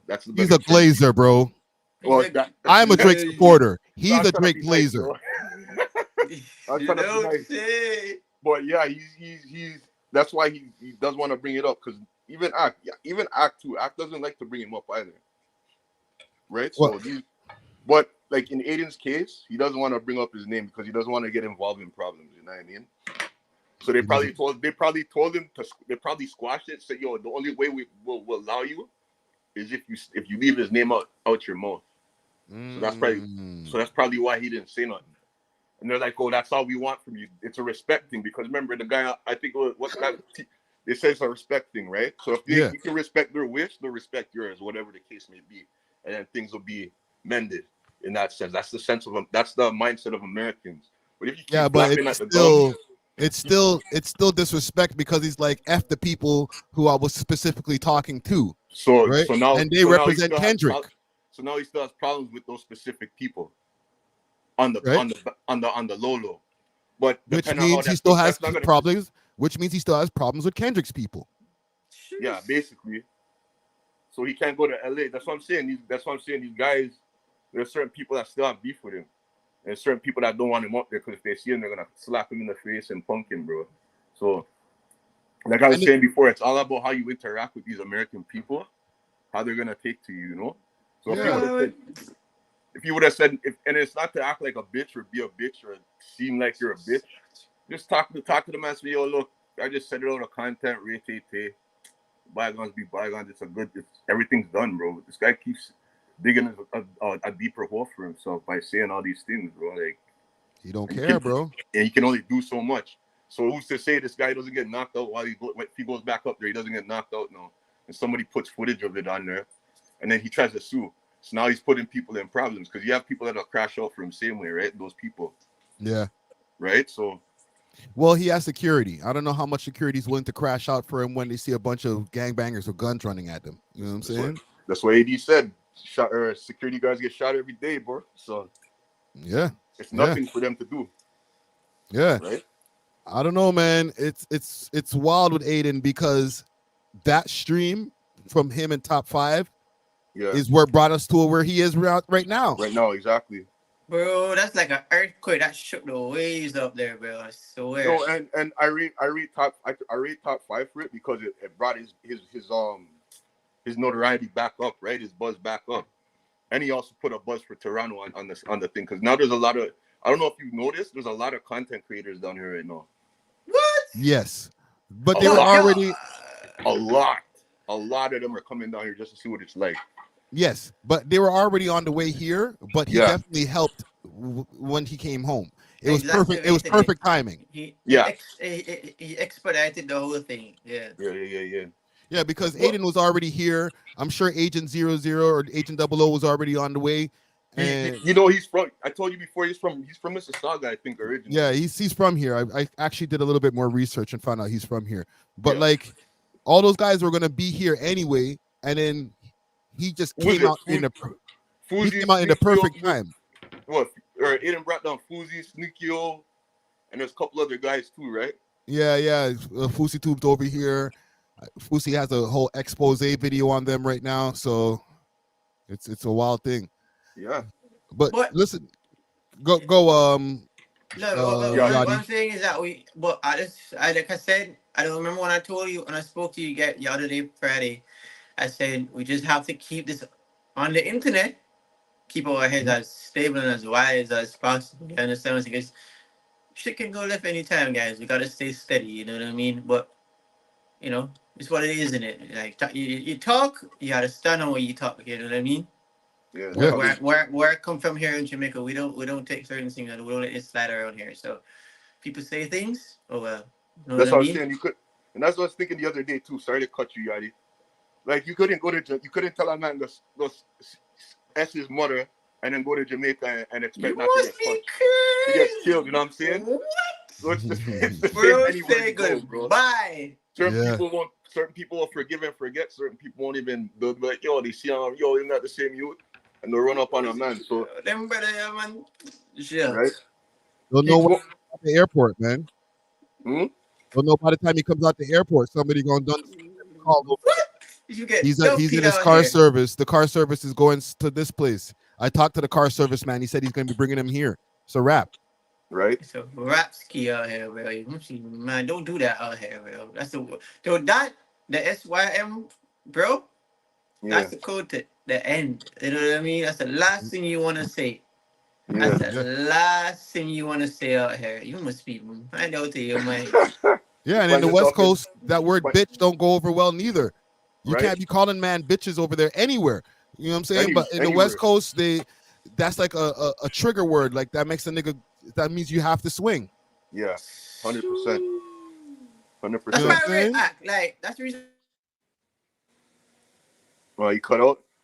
Yeah. But yeah, it's the same anywhere. It doesn't matter where you go. Anywhere you go, you just gotta watch what you say if you know you're going to them places. Because at the end of the day, crash outs, man. Yeah, don't come to Toronto calling nobody no goof. Yeah, they couldn't do that, bro. Remember back in the days, DMX and all these guys used to get robbed their chains and stuff like that. Montel Jordan used to get stick up. Who else? Billy Danz from MOP. He lost the chain. Bro. All these guys used to get. Proof came out here and got his ass whooped outside of the Life nightclub. R.I.P. Proof. Right. Like, a lot of shit has happened in this city, man. DJ Drama is the most recent one. Yep. No, Rick Ross. Yeah, Rick Ross. But that's all the way on the West Coast on top of that. So it's not even over here in Toronto. Imagine what would have happened in Toronto if he was out here going crazy, disrespecting man. He might have not been able to make it out. Exactly. Probably would have been left on a stretcher. Yeah. Not in them terms, but probably knocked out, probably unconscious. Or they might have to put a sheet over that nigga, bro. One of the two. I'm not One of saying the that two. Vancouver don't get it in, because obviously they do, or They do. they Yeah, do, they but there's some real knuckleheads over here who will catch a body and be like softing, bro. You know how much props they're gonna give me on range, right? Like, yo, you knocked out so and so, especially if they're famous people. Yeah. Are So, you the one who smoked? Oh, I'm the one who's smoking that Rick Ross pack. It was right? me. Yeah, man. But yo, listen, I'm gonna let you go. Yes, sir. I'm gonna continue to cook over here. Yeah, I'm gonna cook over here as well. Salute to you, brother. Salute, brother. Thanks for having me on again, bro. Yeah, man. Done no. Yardy, I'm gonna bring you back later on, man. I'm gonna bring you back later on. Hold on. Yo, I'm gonna bring you back in later on. I'm gonna continue cooking over here. Yeah, no problem, bro. I got a business call. Sorry about that. You hear? Soft thing, brother. Done Yeah, no. cool. Yeah, man. That's just it. Mm-hmm. Salute to OVO Yardy right there. I feel like, staying on my cook shit today. But yeah, Adin Ross has been all the facilitator of this whole top 5 versus Wack100 versus J Hitter 3 or Hitter J3. Let me see if I can find this Hitter J3 video. Hitter J3. I'm sure he's got the video up on his shit. That's his Instagram. Or sorry, not his Instagram, his Twitter. Let me follow him on Twitter. Does he have the video up? What's this? There's no audio on this. I guess this is the comments for his new music video. Ugh.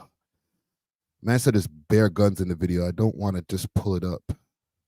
In the barbers, told her only way I'm coming, I pull up with burners. Red rum.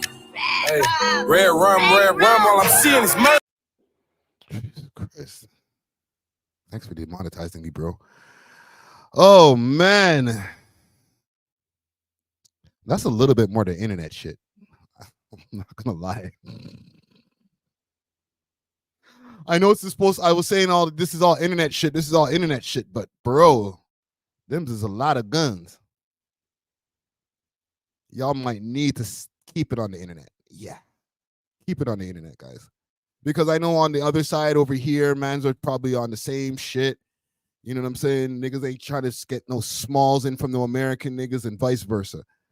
So we need to just keep it on the internet. Let's keep it entertainment. And hopefully this will get resolved. Oh, man. Let's stay on top 5 for a quick second. No Diddy. Because he's been going through it with his gal. Oh, this is from 19 hours ago. Let me pull this up on my own page here.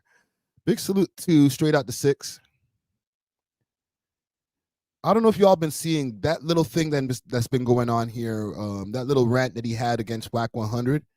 That was over at the podcast that he was supposed to be doing, or he did, with a woman named Leah May. She's a UK influencer. And the headline here says, UK influencer Leah May says she never whooped top 5. It was all a paid promotion. Capping on my pussy weren't part of the paid promotion, bitch. And then YG jumps in here. True say my doggy gave her the length and strength. Pause. And then she comes back here. If I start talking my shit, I won't stop. Tread carefully. Oh my God.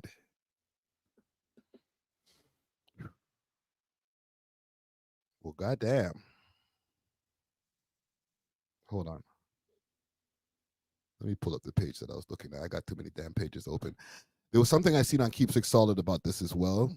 Bro. You can't have the gal them out here disrespecting.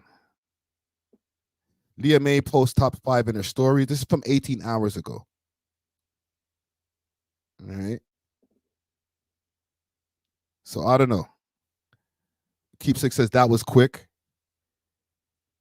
What was my post from? Was that how many hours ago was that? That was from straight out to 6. And this was, it doesn't give me a time. Let me see if I could find her. Leah. How you spell her damn name now? Liyah. Let's find her. Leah May. This her? This ain't her. Some next chick. My bad. We'll find her. I think her Instagram is kind of hard to find. Leah May. Yeah, there's like fan pages and all kind of dumb shit for her. Welcome back to another episode of Late Night with Leah May.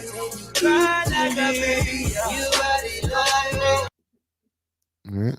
Looks like an Ethiopian thing, Eritrean thing, somewhere along those lines. Can I find a page for her? Can y'all help me with the page? What's her Instagram? I know she probably got a Twitter.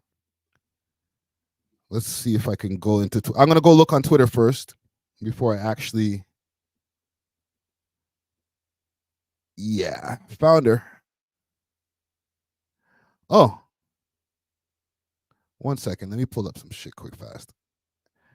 I'm not going to go deep into her Twitter because I see you, Young Money. I don't know if that's her Instagram because I'm not seeing the Instagram. I'll pull up the Twitter that I found because she does have something up Wood 5. I don't know what's.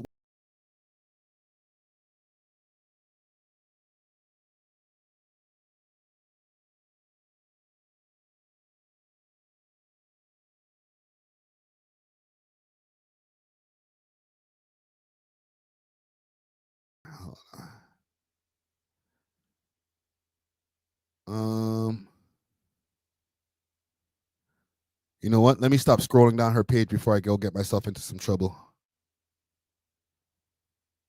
I don't see anything, period. What's this here? Period. That's why I laughed my ass off. Instead. I don't know. You know, these things happen. I know this happened with Drewski the other day. And the next shorty there, what's her name? Ruby Rose. They had the paid promo relationship. And then after she tried to call Drewski out on it, like, yo, bro, you know you ain't ever hit. But these niggas be, listen, some of these niggas hit. I don't know anything about these two right here, but they be trying to act like, this nigga just lying on my pussy, but that nigga, come on now. Okay, we found her. Good pussy. I can't deny the vibe with you. Let me go on to this YouTube here. So she does have her YouTube channel. I'll pull up the YouTube channel so y'all can see. But as far as it being a fake relationship, you know what? Let me ask you guys. And we'll go take a look at her YouTube quick fast. Is it true? What's a trick, Leo? Listen, I heard you Leo. bought a girl in America a house. What kind of... I swear to Listen, God. Leo, I don't know where these rumors... I'll tell you after he told me, but I swear Listen. I don't know about these rumors. That's not true. That's not so you're true. not a trick? No, what's a trick? A trick is like, okay, cool. Someone that spends money on a girl for no reason, like just 10 bags, 20 bags. Go get your nails done, 5 bags. You've never done that before? I don't know. She got the super UK accent. Give me a second, gang. American bag. That American bag, that don't count. He's too rich for this. Like, Big up sense though. Fucking who else? You know what it is, fam? I don't really like. Let's just talk about America, innit, who I think is top 3 in America. Okay, let's go to America. Dirk, peak. Really? Yeah, Dirk's sets mad. Oh, I didn't even know Dirk's that. mad. Little baby. Nah, but you know what's mad though? Like 42 Doug. What? What do you mean? What? You ain't seen his set? Really? Yeah, he's got a mad set still. Oh, I didn't know that. You know what it is though? The Americans are just lit though. All of them have the best They're all draws, lit. I think. Yeah. Yeah, they're all lit. Literally. Not every single, but the majority of them, innit? Yeah. What about 6ix9ine? I mean, what? But fuck that nigga, man. What do you mean about 6ix9ine? He has good jewelry though, you can't lie. I don't care what he's got, how he got it, or what. That's nothing to do with me. So, yes. Yeah, it's mad. Well, And, you know, it's mad. I used to hate when people used to compare me to that eat, you know, back in the day. Why would Because they I used to compare give you? verbal, innit? Oh, I used to be thinking, look at this shoot, bruv. Okay, so what do you think about Ghana? What do I think about Ghana, Leah? Yeah. From the UK, United Kingdom? Yeah. What do I think? Yes. Let me tell you what I think. Yeah. Let me tell you what I think. So I don't think she has anything clipped from the top 5 episode yet. Does she have any Spiller Productions? And it might be a guy you didn't even want.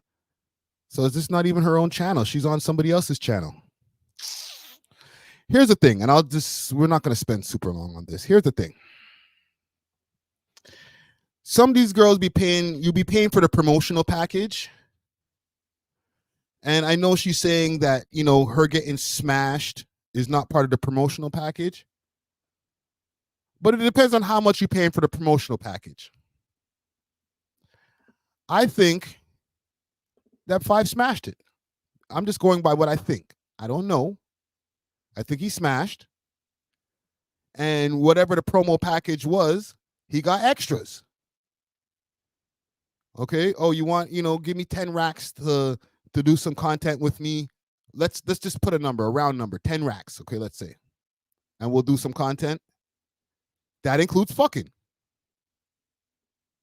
And she already knows this. She just doesn't want everybody else to say it. You feel me? 2-piece and no biscuits, 10K for pussies. No. It's not for the puss. Okay? That's included. I'm just saying that's for the Instagram post. That's for, and I'm talking about as long as you're in town, every time you touch down, we link up, we do content together, and we turn up. You pretend to be, you know, we'll pretend to be a couple. Let's do all of that. You know, I'll trade you some content. It could even be a content trade. It might not even be a 10K. Let's bring it down to 5. 5 racks. We're gonna make content. But when we're talking about shit like this, we're not talking about real behind the boardroom deals, like real corporate, you know, Fortune 500 companies and type shit. No, we're talking about rappers and somebody said it here, rappers and IG models. So you know niggas is like, all right, and we're gonna smash, right? Okay, and then they smash, and it's not supposed to be for everybody to know. It's not for public consumption. But we're dealing with 5 here. Okay, we're not sure if you tell 5 something that is gonna, you know, he might not use it to cloud himself up. Especially something like small, like smashing a chick. Yeah, that's my chick. I smash her all the time. Ha ha. It's social media, right? Nothing's real. Especially for him specifically. We went over that. None of his social media is real life. So if he's saying that he smashed a ting, is whether people believe it or not. Now, if she gets offended and she really got smashed, that's on her. I'm not excusing it. Don't get me twisted. I'm not excusing the actions, but it's internet shit in the end of the day. And a lot of that internet shit kind of crosses through with real life.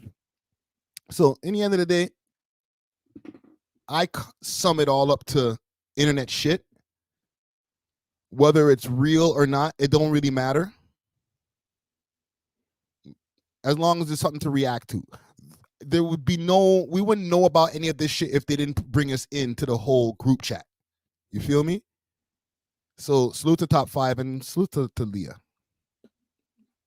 Told you, I'm not trying to, it's some shade room type shit. I don't like spending too much time on shade room bullshit. However, However, I do have something that's a little bit more important that I want to address here.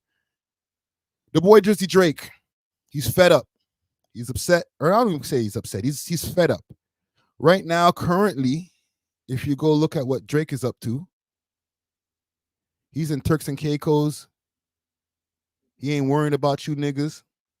Let me double check that I still got to follow. Because Jesus. He's cleaning house while he's out there on vacay. Right? Happy birthday to Oliver. There was some other post that he had posted the day before in his stories of just him chilling in Turks and Caicos. He's having a good old time. He's trying to clear his mind from all of this bullshit, this Kendrick Lamar, people trying to put smut on his name. He don't got time for all of that shit. And during that time, in his Turks and Caicos getaway, he said, you know what? It's time to clean out my phone. I need to get some of these people off my phone. So Drake unfollows multiple celebrities. Kendrick Lamar, obviously. Why would you follow Kendrick? Like, the nigga's not even posting, so like, you're not missing nothing, bro. You're fine. LeBron James, DeMar DeRozan, Rick Ross, Playboy Cardi. Is there any more? I think that's it for now. I don't know if he's done. He might be still cleaning house. Oh, Joe Budden. All right. No more Joe Budden Drake follow. I ain't like that shit that you've been saying on your damn podcast on your little couch over there in New Jersey. Y'all think you got jokes. All right. If you go search right now on who the man's following. Joe Budden, not found. All right. Oh, who's that? Who's that? Who else? Ross is not there no more. No more Rick Ross. And no more King James. Is Top 5 still in there? Oh, you don't even follow 5. That's crazy. Sorry, this is freaking stupid fly. All-In wants to know why Playboy Cardi, though. The nigga was just supposed to do a song with him the other day. And then he got removed from the song. And then all of a sudden, he got a song with The Weeknd. Where'd they do that?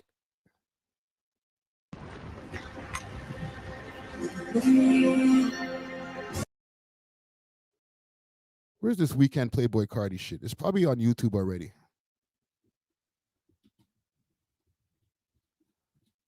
Come on, bro.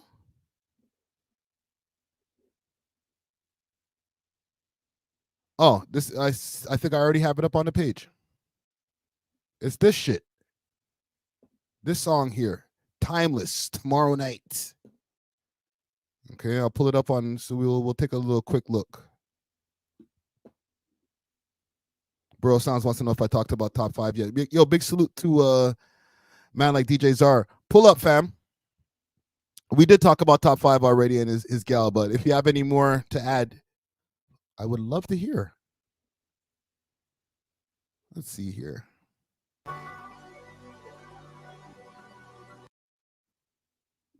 Look at these guys. Having a good old time, eh? Ha ha. Drake who? I can't even see the damn videos. This is all this artistic dark shit. Right? He chose a side. He picked a side. Aubrey what? Drake who? Does this nigga follow The Weeknd? Oh, that's what I would like to know. Let's go back to Drake's page. This is fun. As long as I'm good. For now. Yo, low-key, as soon as I heard that this nigga started unfollowing niggas, I went to one of his posts. and try to make a comment, because that's how you know. If you can't make a comment on the man's post, then he's unfollowed you. And the niggas following mad people, 3,200 people. Let's see. Let's see if we can find Abel. The Weeknd. Wow. Belly? Is he at least following Belly? Wow. You say he still follows top 5? Let's see if we can find. My Instagram's tripping.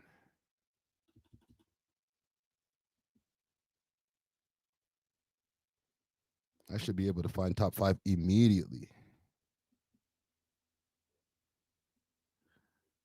Because I know he was following 5 not too long ago. Let me double check for my phone, because this shit is tripping. Let's go. Champagne Poppy. Let me go to his followers. And I'll double check on the weekend as well. Okay, I see top 5. I see 5. I see 5. Let's go see if we can find the weekend. Because my laptop might be acting wonky when it comes to that shit. Weekend? Yeah, no weekend. And let's double check on Joe Button.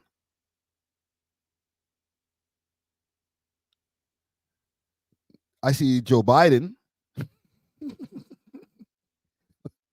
Niggas following Joe Biden. But no Joe Button. Right? He wasn't hearing all that shit that Joe Button's trying to, the smut that Joe Button trying to put on his name. You know, Joe's been pushing that narrative for the longest time. Before Kendrick Lamar had a Not Like Us, Joe Button was out here talking about, what about Georgia Smith? And what about this? And what about that? And what about this? I didn't get blocked, fam. Stop this. I seen somebody in the chat saying about I got blocked. Stop this. I'm going to refresh and make another look. See me right there? Stop this, yo. And we love hip hop. Stop this, man. See us? We are here. Okay? For now. For now. For now. You say it's because I have my caps locked? We've established it's top 5 still in there. He's good. You're right. You're right. He's good. He's good. Okay. The weekend, he's not good. We ain't rocking with him. We ain't rocking with the Abel nigga no more. Okay. And Joe Button, he's been getting under the man's skin. He's not doing that no more. We're not doing this. Okay. Oh, Diddy. Let's go check for Diddy. Is Diddy on there? Diddy? No. Lil Dicky's still there. I seen Lil Dicky, but no Diddler. Yeah. I don't blame you, broski. Woosa. Woosa. Sorry. See, I need to do more woosa. Get that phlegm out my chest. DJ Czar, aka Young Shawarma. Yo, what's up? What's up? What's up, chat? Brother? Not much, man. Actually, bro, a lot has been popping in the city in the last week, bro. Like, we always spoke about like a potential new renaissance. Like, are we witnessing? Is this the resurgence we're talking about? And is this a good type of resurgence? Well, you know, when it bleeds, it leads is usually what the saying goes, right? So no matter how much of a resurgence it is, it's always going to be backed off of effery. There's never like a volcano eruption of content that comes out of, oh, somebody did something positive today. You know, a cat was saved out of a tree. You know, breaking news. Nobody cares about that. Who crashed out? Who's getting charged with something? You know, what's the 1-800 number of the I can call for a lawsuit? Like, That's the only thing that drives the news for real. Yeah, I think you're right, bro. As like a media person, I feel like you know best, like when it's negativity, the clicks are crazy. But I don't know, man. It's kind of crazy to see from both like inside and the outside, because it's like now we're starting to like the whole like Wack100 and top 5 thing. Like that was crazy. Like I don't know, like the fact that it's expanding like that so quick. Mm-hmm. Mm-hmm. I don't know, but yo, you still have to have your sit down with him. I'm still waiting on that. Yeah, that still's got to happen, man. We ain't letting that go. That's still gonna happen eventually. You know, I'm not. What do you think about him going quiet so far? He's gone kind of quiet. What, like recently? Yes, we Like haven't heard top 5 posting 36 live. hours. Yeah, a good 36 hours. Yeah, correct. I'm not sure, man. I really don't know. There could be a number of reasons. Like a part of me thinks like he has this like burst of energy after like kind of being free now. So it's like there was this like almost like hyper high, you know, and now maybe it's kind of calmed down. It's like, yo, let me chill a bit, like let me lay low a little bit. Or maybe he's working on stuff, bro. Cause like it's kind of crazy that single-handedly, like he got out and was already like the most motion in the city again. You know what I'm saying? Like day one. Yeah. There's a multitude of videos. If you go look up top 5 now, and I'm pull it up on the screen here, it's gotten crazy. I've watched so many videos myself that people have sent to me from just random American creators, and not just random ones, like just a lot of like respected ones and others. You know what I'm saying? Mm-hmm. It's a lot, man.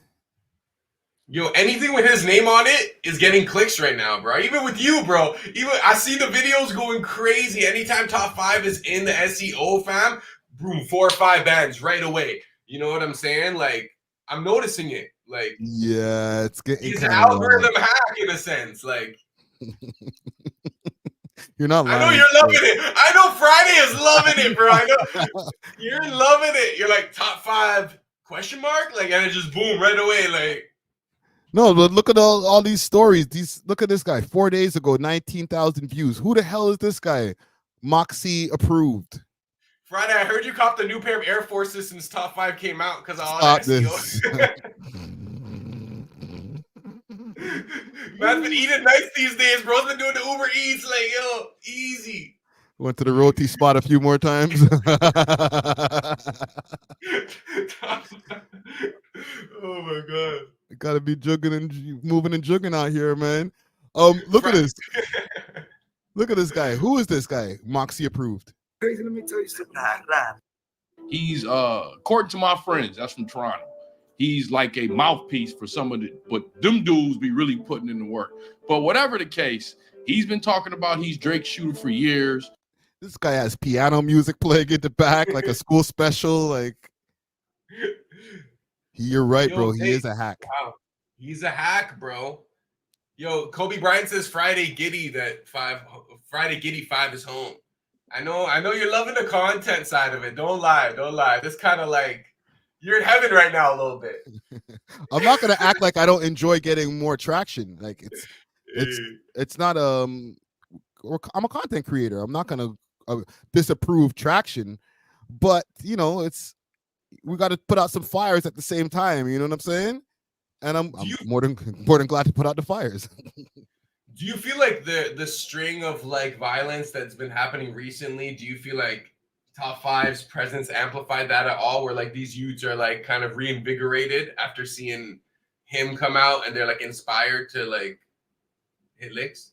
Well, there was a shooting recently in Jungle in Lawrence Heights, and I know a lot of people will try to connect it to top 5 being home, but I feel that the city was already in an upswing of violence. You know, it's hard to just attribute it to one guy, and I don't even think it's fair because our city's already messed up. But you know, he's been silent. He said what he had to say about American niggas.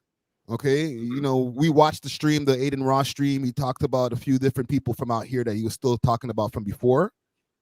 However, as far as the way he directed a lot of his energy, he kept it to the States. You know, Kendrick Lamar, all that type shit.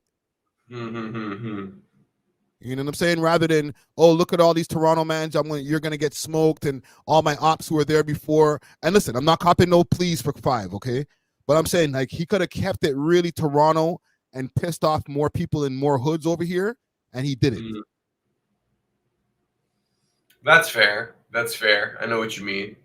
Yeah, me, he right? wasn't going too big. Yeah, he wasn't going too local. So I think it could just be like marketing on his side, where he just knows, okay, yo, I'm gonna crash out. This is what the internet's gonna do, and then from there, boom, you know. But in terms of the music, like apparently that track, the Boondock track, remember the one that I sent you? Apparently that was a leak. Like it's an older track. Like I don't think that was like a recent track.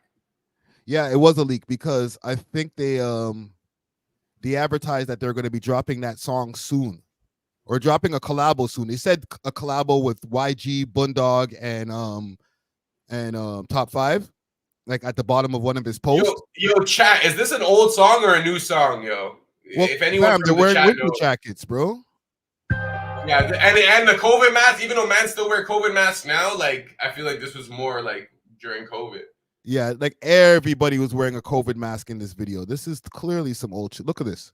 It was like mandate times. Yeah, like Bear Man still have the medical mask. Yo, hood mans would break every law, but they would wear the mask, bro. Like I'm not trying to hear it.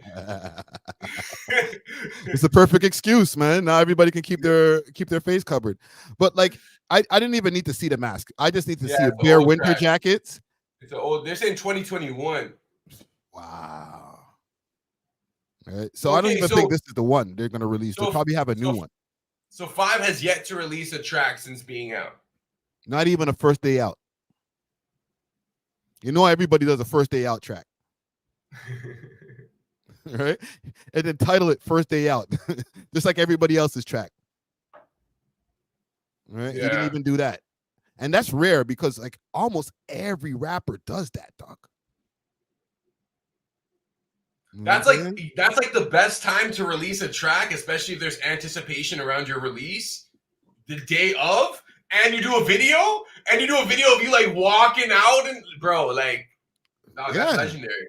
You always have to film your way. You're coming out the courtroom or coming out the jail. You got to film you with the paperwork. I'm home. Like this has happened before. I'm not saying anything. We're not reinventing the wheel. It's just part of the plan. Yo, so I have a question, like, because I was discussing this with my boy, and he was saying like, yo, 5 didn't even have too much music before he went in the bin. You know what I'm saying? Like he was buzzing and he had like the hooks and stuff, but he didn't have like a crazy like discography with like a lot of songs. So do you feel like at this point he should more lean into like the content side as a personality, or like the rapper side, or do you feel like it's just gonna be both? He's got to be a rapper, bro. Be a rapper or work behind the scenes helping other rappers.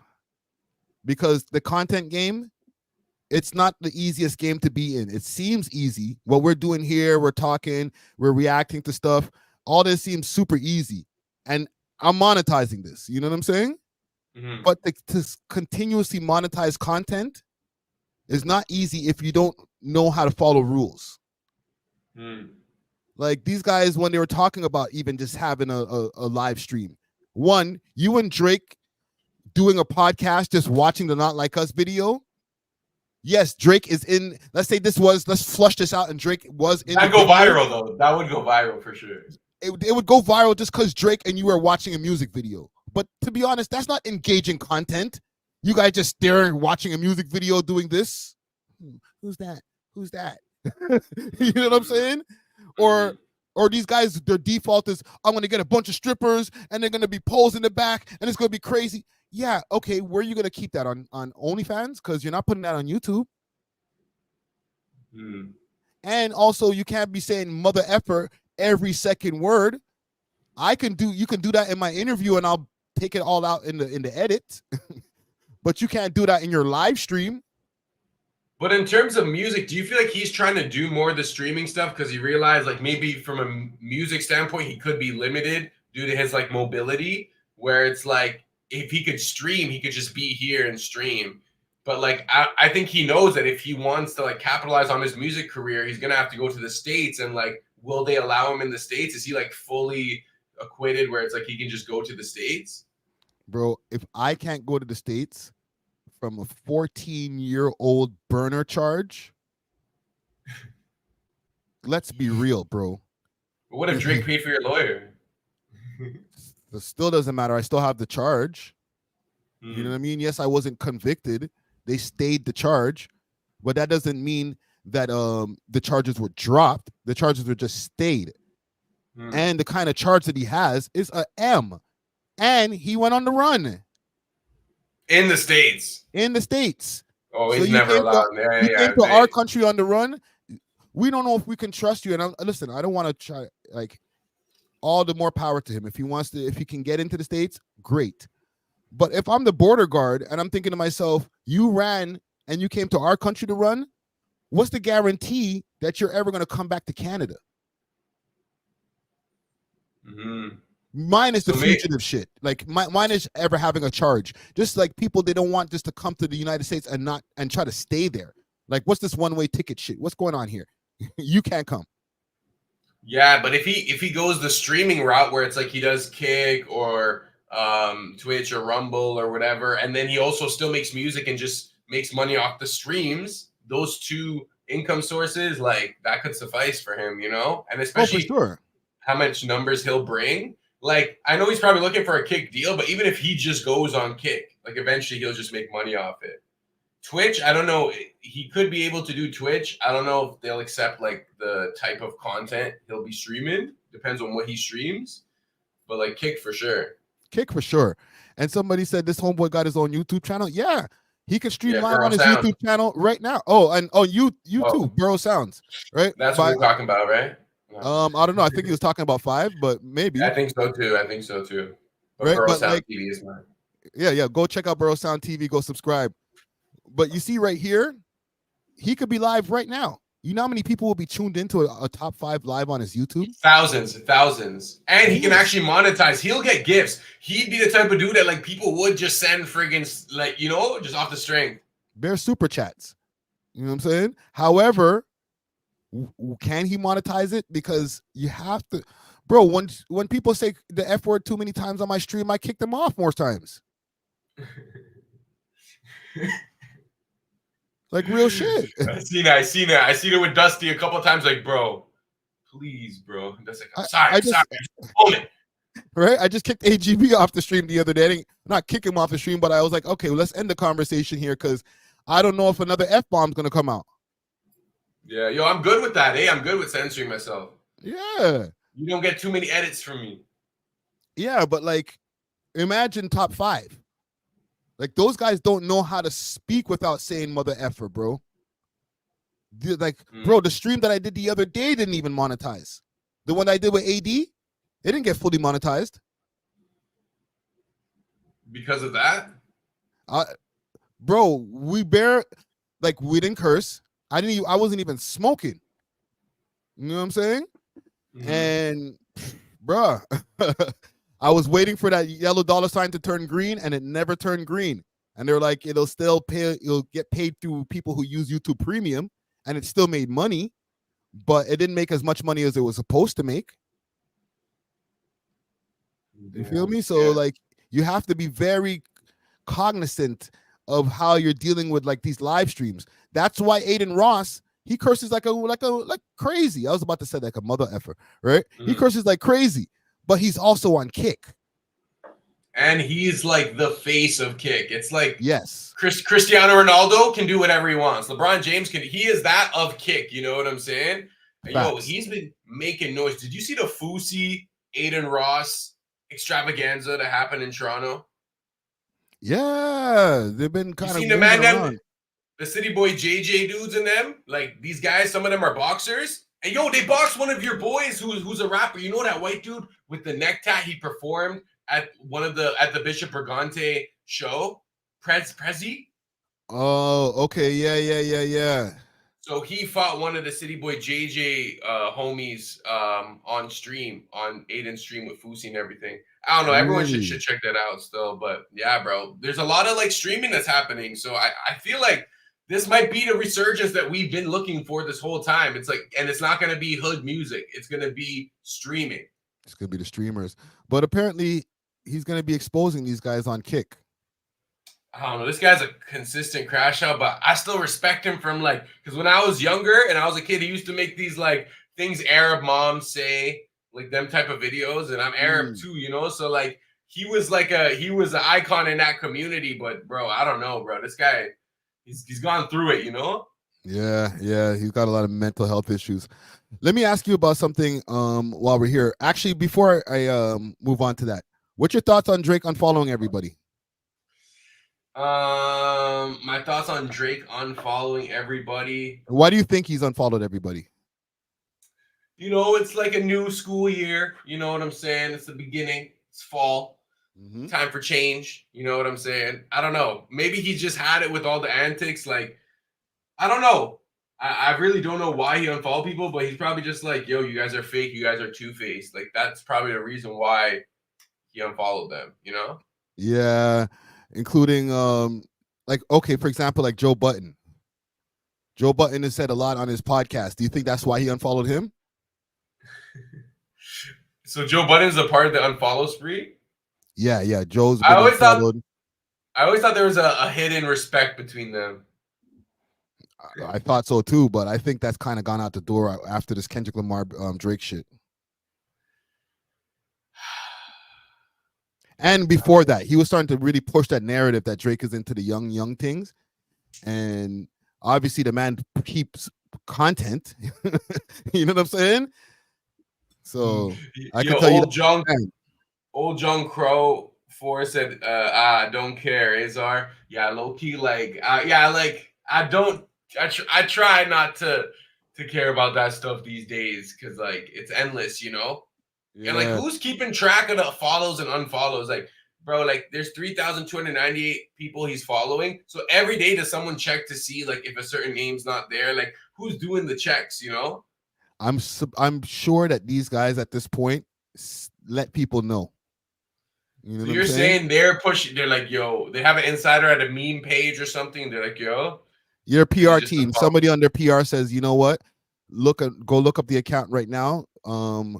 My client just unfollowed all these people. You know what I'm saying? Because like, there's no alert. I don't know if there's an app that tells people, hey, you know, if you sign up for this app, you can see anytime this person unfollows somebody. Maybe I'm wrong. Maybe there is, but it's a weird app. Yeah, there's no way that's a thing. Someone has to be checking daily, or they have insider knowledge, and they're just checking every day that is he still following them? Is he still following them?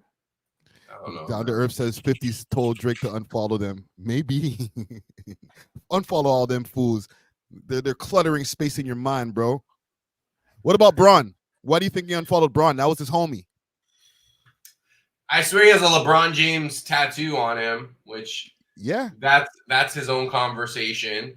I don't know, yo. LeBron goes with like I feel like the zeitgeist or whatever's popping because he's just such a superstar that he has to go with like everything that's cool. So like I feel like when Drake was cool, he's going with Drake. When Kendrick's cool and he's in LA, he's gonna be singing that song. You know what I'm saying? To appeal to like the masses, to be more brand friendly, to show that he's current, you know? So, and I feel like Drake doesn't play that. He's like, yo, like, and I can guarantee you LeBron's like, come on, man, you know it's all business, man. You know you're my homie. And Drake's the type of dude to be like, nah, like, let it be real then. If that's how you're going to move, let it be real. Like, even with the original Kendrick diss on Control, like, if that's how you're talking, let's keep that energy. Don't be acting like that. But then when you see me, you're hailing me up, you know? And also that pop-out concert, he was there. I don't care how much your wife maybe dragged you out to the concert. Skip that one. Send her out there with a security. I thought you was my man. That'd be crazy. That'd be actually crazy. That's like if someone made a Friday diss track and I went to the concert and then I was acting cool with you after. And you see me pictures of me being like, yo, at Friday, like, you know, like at Friday, oh. You're just sweating, you're wiping your brow like, yo, this is so much fun.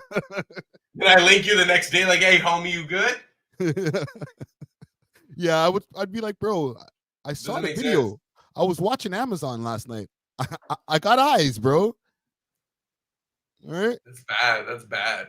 But like you could be like, yo, wifey made me go to the concert. What am I gonna do, bro? Say Gotta no. go. No. You're LeBron James. You don't gotta do anything, bro. You are LeBron James. You can tell your wife no. Yes, but you could also say, I'll go to the concert, but I ain't gonna go all crazy and start crip walking and shit. I'm gonna just be standing there. He must have got a bag. I don't know about that. I think a lot of these guys are willing to just sell out for free, bro.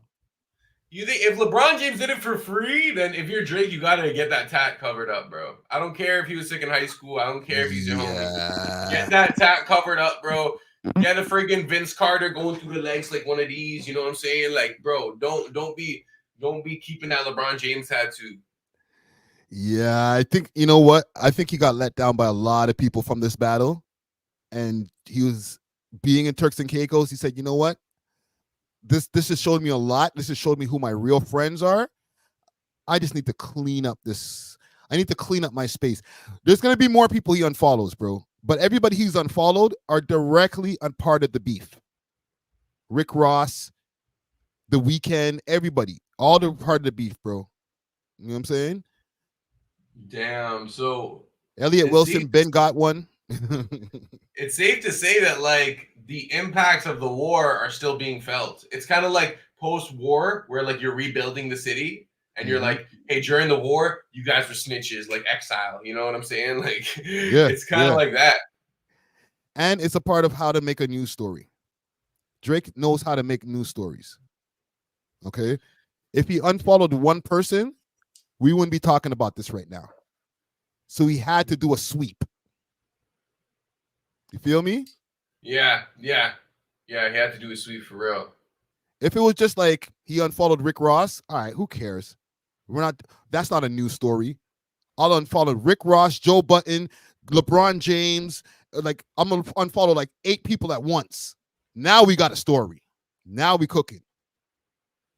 But like, what is he like hoping to achieve with these news stories circulating? Is he just trying to remain in like the mainstream light, or is he like trying to release an album and he's trying to build up some hype? Like, to what end is he trying to achieve if he's actually like, or his team's like planting this information, or like if they want it to be known? It's like, why are they just trying to show like, yo, Drake ain't playing around anymore? Like, is that like the message? This is how you remain the biggest rapper in the world. You know what I'm saying? Like Coke and Pepsi still advertise Coke and Pepsi, but people know it exists. Look what Down to Earth just said, because some of these gonna be on the Diddy list. Oh, really? DeMar DeRozan? No, I don't think DeMar was that nice to be invited to those parties. But maybe LeBron James. LeBron James for sure. LeBron James for sure.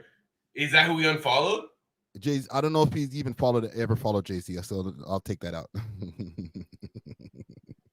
What about Rick Ross though? Rick Ross has definitely been at the Diddy parties. Oh, Rick Ross is there, bro. He's he's right beside him.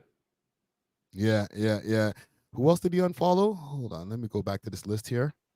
Playboy Cardi we already established why he unfollowed Playboy Cardi. And Kendrick Lamar, obviously, like, bro, you posted your little thing about the Super Bowl and you're like, yeah, there ain't no game 2. Right? So unfollow. You're bothering me. We gotta watch out, bro. You know what I'm saying? Like, I say anything too crazy on these live streams, I gotta go check my follow. I know you love having that follow, don't lie. Sometimes I even use the follow. I'll be like, yeah, Drake follows the podcast. It's no big deal. Soft thing, slight. You know what I'm saying? But Yeah, let's not take it for granted, though. Let's not take it for granted. Let's not take it for granted. Yo, we appreciate the follow. Yeah, because, you know, it could end tomorrow. The nigga say, you know what? You're pissing me off. I don't like the little commentary that you're saying on your little stupid live stream. Unfollow, right? I go to make a comment on one of the posts. Now it's only this post could only limited comments can be under this post and blah blah blah blah blah blah. All right. Mm-hmm. So that's what ends up happening. I got another story for you if you want to stick around. Yeah, what's the story? The man Duvy. I'm gonna pull up something courtesy of T.TV. Is this from 19 hours ago? Let's go back to T.TV's page. Duvy is going to be going to trial in January, actually. In January? Yeah. Yeah. So I'm pull up this courtesy of T.TV. It says exclusive. Duvy pretrial has concluded, and the judge has decided there's enough evidence against him to go to trial in January.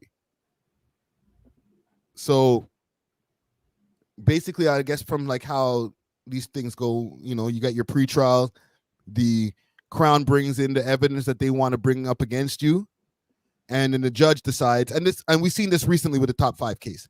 The judge decides what is admissible and what's not going to be admissible, and whether they're going to go to trial. When you go back to the Top 5 case, everything that they put into that court case, they said wasn't admissible enough, like the social media shit. So they decided, let's stay the case. We're not going to trial. Now with Duvy, they said that they found enough that they can go to trial.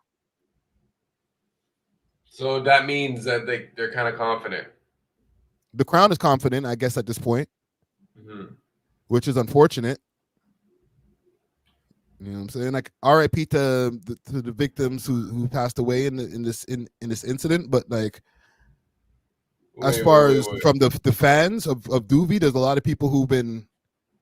I don't know if you know, this stems back from like a 2022 incident that happened, like I think October 2022, where somebody got murked in their area.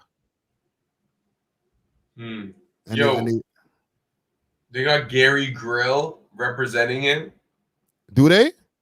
That's what it says in the description. Duvy is being represented by Gary Grill, who was the same lawyer Top 5 had. He is beating that case, bro. Bro, I don't know what Gary Grill does with the $100,000 he gets from these guys, but bro, whatever he does, he wins, bro.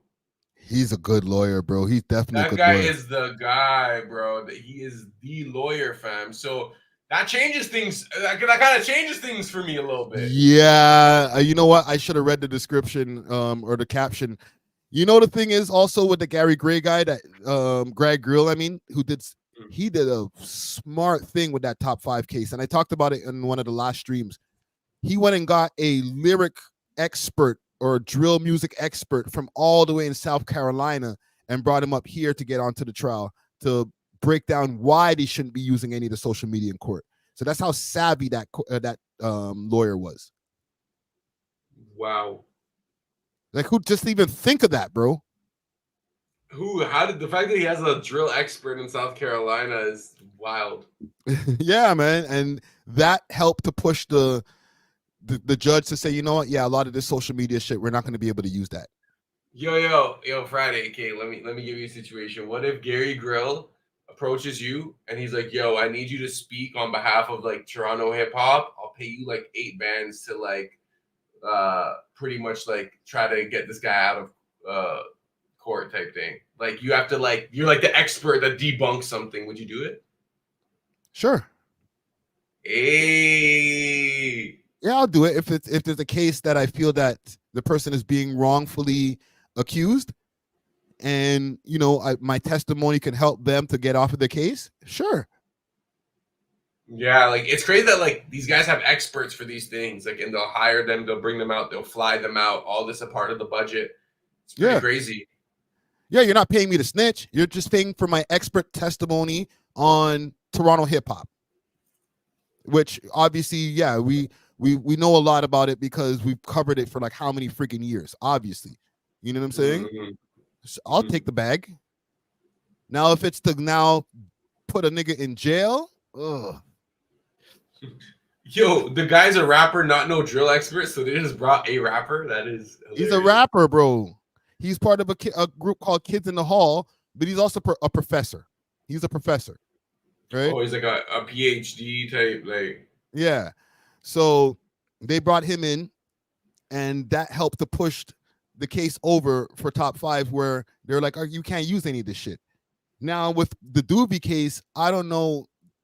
I don't think social media is being used against Duvy. That's probably a non-thing, because Duvy was barely on social media when he was on road. You know what I'm saying? Juicy Hamburger says Duvy is cooked. bro, if that happens, that's gonna be messed up, bro. You know what I'm saying? Because this guy was the top, I would say top 3 of the Toronto rappers from the underground at one point. Yeah, I think a lot of people like saw him as the one that could cross over to the mainstream for real. Yes. He had labels looking at him. He turned down a Dream Chasers deal. He said, I think they were trying to lowball him. Try to probably give him a rollie for the deal or something. We'll sign you for a rollie, right? But like Juicy Hamburger, he was up next. Facts.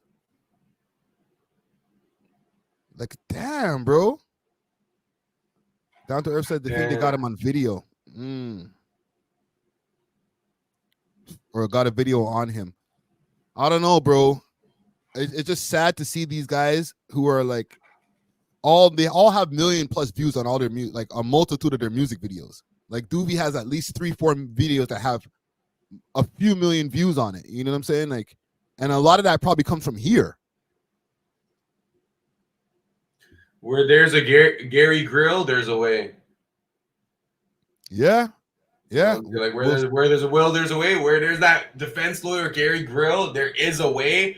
And we're not even gonna know the way until it's like, you know, he's released and they're like, oh, this is the angle he used. Like, bro, that guy is a wizard. Even if he doesn't get him fully like acquitted or whatever, like he's gonna get him a minimal sentence. Yeah, and he's been gone for a while too. So we'll see what happens with that, man. Like, hold your head to Duvy, and RIP to the families who are affected by any of these stories that I talk about here. Trust me, bro. This is some wild shit, man. Did you see your boy Adin Ross? Speaking of Adin Ross before. Your boy. My boy. Listen, man. He's been out here offending the Indian people, bro. What's up with that, man? Why he be talking about Indian people like that? Hey, let's be honest, bro. He's becoming a real Canadian because guess what? Every Canadian talks about Indian people now, bro. It's hard not to because they're everywhere, fam. Like every single one. Like it's not even negative. It's just like, you know, they're everywhere. So you're obviously going to comment on something, you know? Yo, bro, they're getting the short end of the stick right now. Like, niggas, everybody's just dissing them, bro. Like, but a few people caught offense to that, bro. Did you see, I don't know, I can't find the post that I was looking for before from Lioness Kerr. She got offended by something that Adin Ross said. I'm going to find what he said. And right here. So he got kicked out of Dave & Buster's in Vaughan by the manager for filming. And eventually he got let back in because he called the corporate office. But look what he said. I thought you should have it in front of me. I don't know if you know what they hear you one time. You hear me? Let's just now. Get out of here. Yeah, so there's no after you come. Wait, if we get permission from Dave & Buster's, are we good? Yeah, but you're not going to get permission from Dave & Buster's on a Sunday because nobody's here, right? Is there a manager? I'm the manager. That's why I'm telling you, you can't film. Okay, hold on. Okay? One second. Just put the camera down for a second. Watch this. All right, let's go. Thanks. Let's go. Don't touch my camera. Always these. It's always these fucking Indians. Yo. Hold on, I'm just fixing my camera, but yo. Like he just felt so free to say that. Like, bro, you know you're being filmed. You're on live. Yeah, but wait, they were trying to like body him and tell him no type thing? Well, you know, Dusty said this the other day on the podcast. It be that guy that tells you at the ACC that tells Drake he can't come in. I'm just doing my job, right? Yeah, literally. That's what it be, bro. Yo. But at the same time, bro, like you can't just be on some, yo, it's all these effing Indians. I agree, because that is racist. Yeah, hella racist, bro. Come on. That is a racism right there. But yes. what I will say, because yo, I had a similar interaction not too long ago. So yo, boom, I'm in a suit, bald head, mustache. I go to a gas station. I want to get bogeys. All right. Right. Two nice Punjabi ladies at the gas station. I'm like, all right, nice. You know what I'm saying? I'm like, yo, can't get a small king size Palm Smooth, whatever. Right. And then they're like, yeah, like, do you have ID? And I was like, I do, but it's in my car. She's like, yeah, can you go get it? And I was like, do you really think like I'm under 19? You know, I started touching my mustache. I swear I did. I'm like, you really think I'm under 19? She's like, oh, like, I just have to do it. I'm like, so you're telling me like if I don't get my ID, you're not gonna give me these cigarettes? She's like, no. And I'm like, okay. So I left. I go to a next gas station.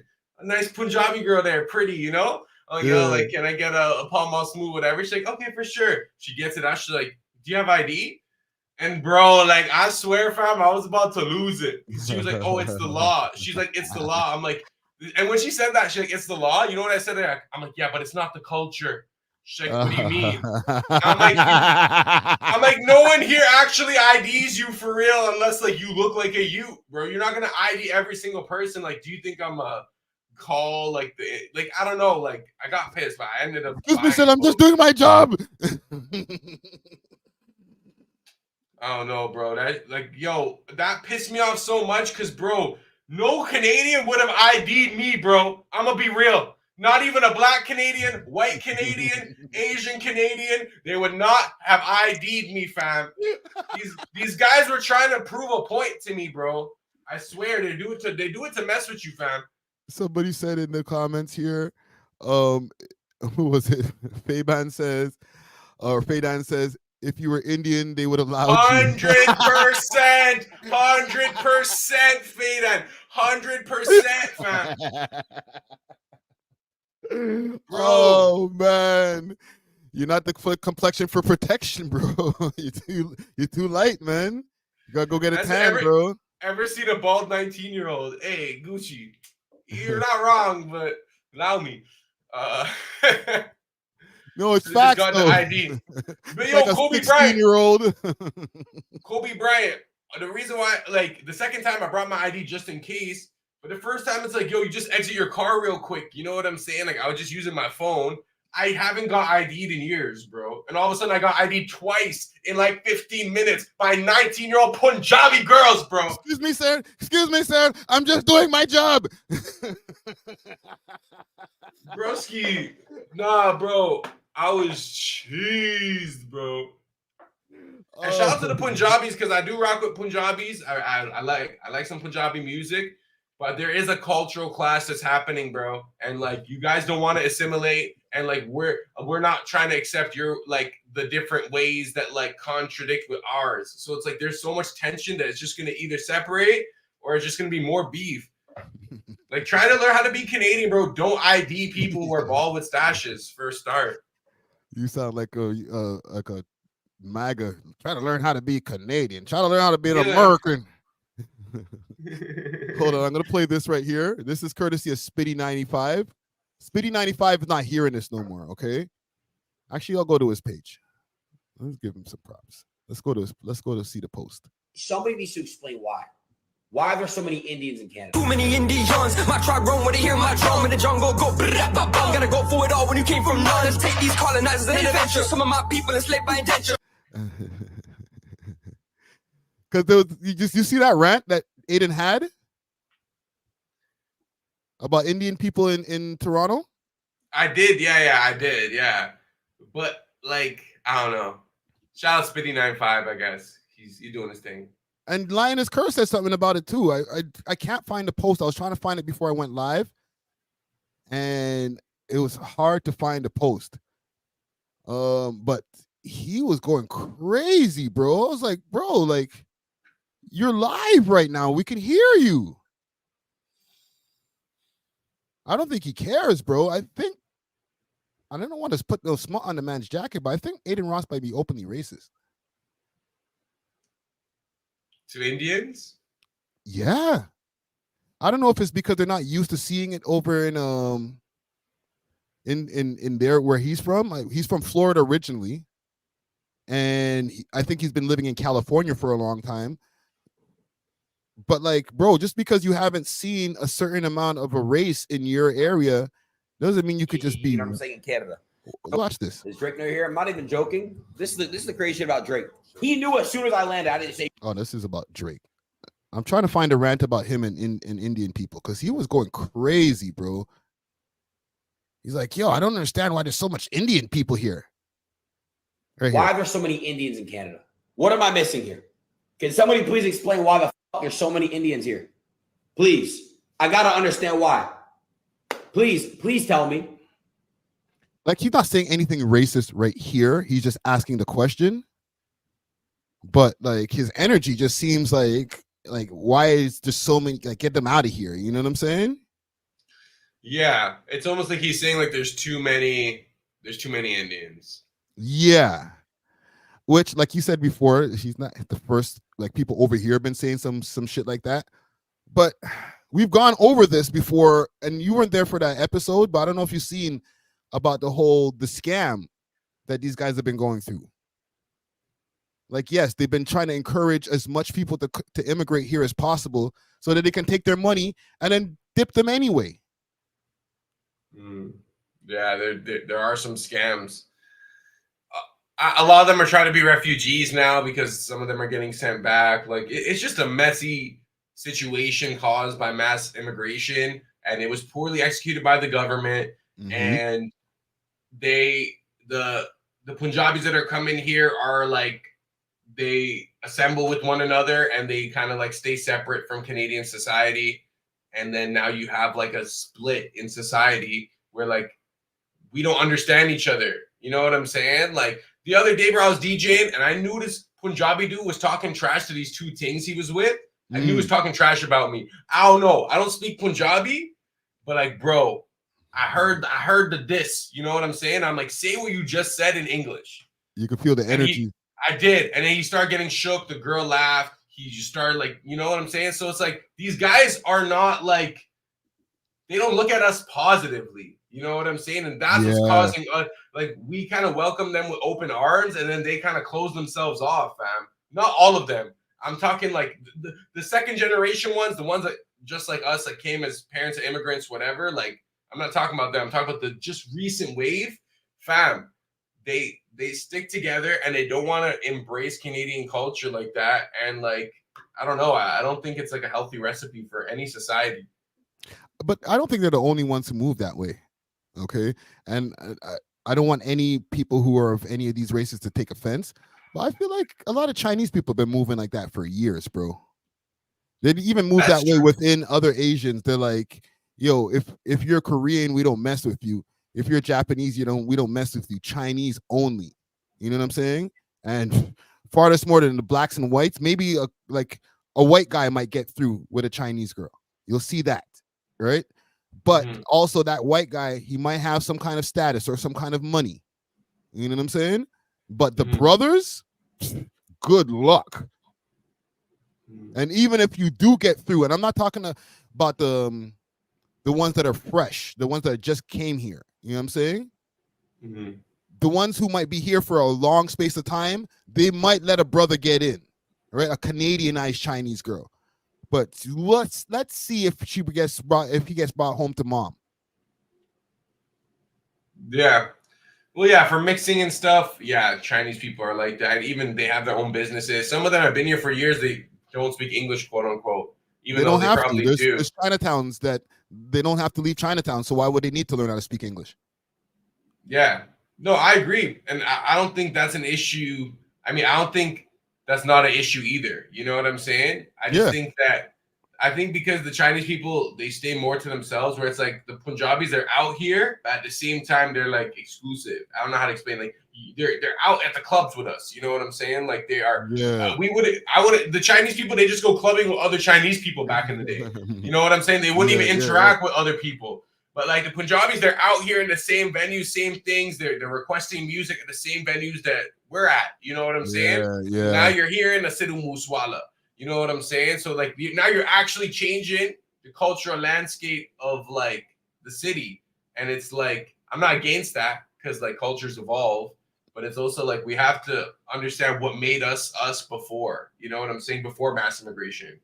Yeah. We were built on immigration though. Like I'm not dumb. So like someone might say like, yo, blah, blah, blah. I'm an immigrant as well. You know what I'm saying? But this is all very recent changes. Yeah. Yeah. V first said Friday, did you hear about them finding fake Chinese police stations in Canada? Is that a thing? Yeah, they have like undercover spies. A lot of them went to U of T. Yo, my heart just jumped when just reading that. What the hell? Yo, that's a thing? Yo.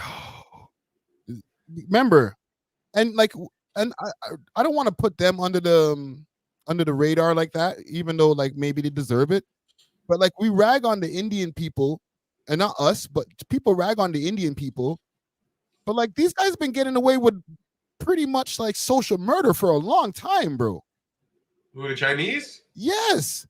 Like I'm gonna look that up in a second, but at the same time, there's been ghost apartments and all types of wild things that and Chinese spies and stuff that been extradited from Canada and all kind of wild shit. Right? But you know what it is? Like I feel like Chinese people are a little more like reserved with non-Chinese people. So like when you interact with them, you're not getting the same level of interaction that you'd be getting with like a Punjabi. I don't know how to explain it. It might be a cultural thing in how they communicate, or you know what I'm saying? I don't know. By the way, I'm not anti-Punjabi. I just need to let that be known. Like, we're not anti anybody. You know what I'm saying? I'm just talking about the mass immigration and the cultural differences that it creates. Yeah. People are saying here, Fadan said Chinese are quiet with it. Yeah. Yeah. And even like with the organized crime, with the triads and all types of shit, like these guys will they'll be super hush, and like the whole family will be in on it. They'll maybe the kid is like super deep in the streets, but Mom Dukes knows and maybe was a part of it once upon a time, or still it's like a family thing. Like, fam, you know what they do, bro? You know how they rinse the money? Random Chinese bubble tea shop, random Chinese restaurant. And it might even be like an actual functional restaurant, but you don't know that that is being funded and rinses like drug money. Yeah, why we all like, so I understand like with the new immigration and all that, like, yo, there's way more Indian people, but we're acting like there's not a lot of everybody. There's a lot of Chinese people to the point where they like I said before, they have own sections of the city. There's barely any little Indias over here for the amount of Indian people there are. You know what it is? I think I realize what it is. And I think this might even stem from like Canada originally being this like white people haven, and not just whites from England, but whites from Serbia, Croatia, Ukraine, Italy, like, you know, like just like where all these Europeans would come, you know what I'm saying? So because like the black man, the Punjabi man visibly looks different, and they also have like a totally different style of clothing, you know what I'm saying? So like I feel like that adds to like the accessibility of being racist in a way, you know. It makes it easier for people to like immediately be like, this is different person, threat, don't like, you know what I'm saying? Whereas like white people wouldn't really notice a white immigrant. They wouldn't notice a random white immigrant that came from Ukraine that just looks like a Canadian that's Ukrainian, you know what I'm saying? Bro, those guys are into scams over there in their country. You know what I'm saying? So were you telling me that with all the influx of Ukrainian people that's come into the country since they had their conflicts going on, that there's not a bunch of scammers that have come over here too? They're just not being ostracized and scrutinized and stuff like that, and spotlighted. The people who are getting the main brunt of this shit right now is the Indian people, but there's all kind of immigrants that are coming out here doing all kind of takari. You know what I'm saying? Yeah, I just think one group is a little more loud and visible. That's all it is. And they're mad at these guys, besides the crime that, like, there's obviously a lot of Punjabi gangs and different things, especially in the West Coast. So yes, they're doing their share of crime out here that's messing up the place. But a lot of these guys are mad, including Adin Ross, because they're like, yo, they go to Dundas Square and they're like, yo, why are these guys everywhere? You know like we don't want to see them here. Type. They go to Dave and Buster's, and everybody who's working there, every other person is Indian. Like, that's what's getting under this guy's skin. It's not like, yo, these guys are raising the crime rate out here. It's making it insane. Like, since these Indian guys got here, you know, there's been a lot more shootings. Like, no. I get it. You know what I'm saying? Yeah. I don't know, though. I kind of get it in the sense where it's like, okay, say you went to like Kenya right, to visit. You want to interact with local Kenyans. Yeah. Imagine you went there and you just, Kenya is a different example because there are Indians there. But say you just seen like non-local people there. You're kind of like, hey, like I thought this was, Kenya, or I thought this was China. Why am I interacting with all these Indians? Like, yeah. I don't know. I think that's part of it, where it's like I think people think we're still like a white country, and like in reality we are, because like most of Canada is not just Toronto and South Ontario. Like there's so much small towns that are just white. You know what I'm saying? Yeah, Coburg. But for me, Canada never felt like a white country because like I always grew up in like urban areas, so it was the opposite. It was just multiculturalism was like the default, but it's not actually the default. Yeah, if Adin wants to go see some more whites, he's gonna have to go to to Napanee, right? Go to the Dave and Buster's in Napanee, or in go to Kingston, Ontario. Chat, comment the top 5 places in Ontario to see whites. Yeah, let's get some white places for Adin to go to. Juicy Hamburgers in Oakville.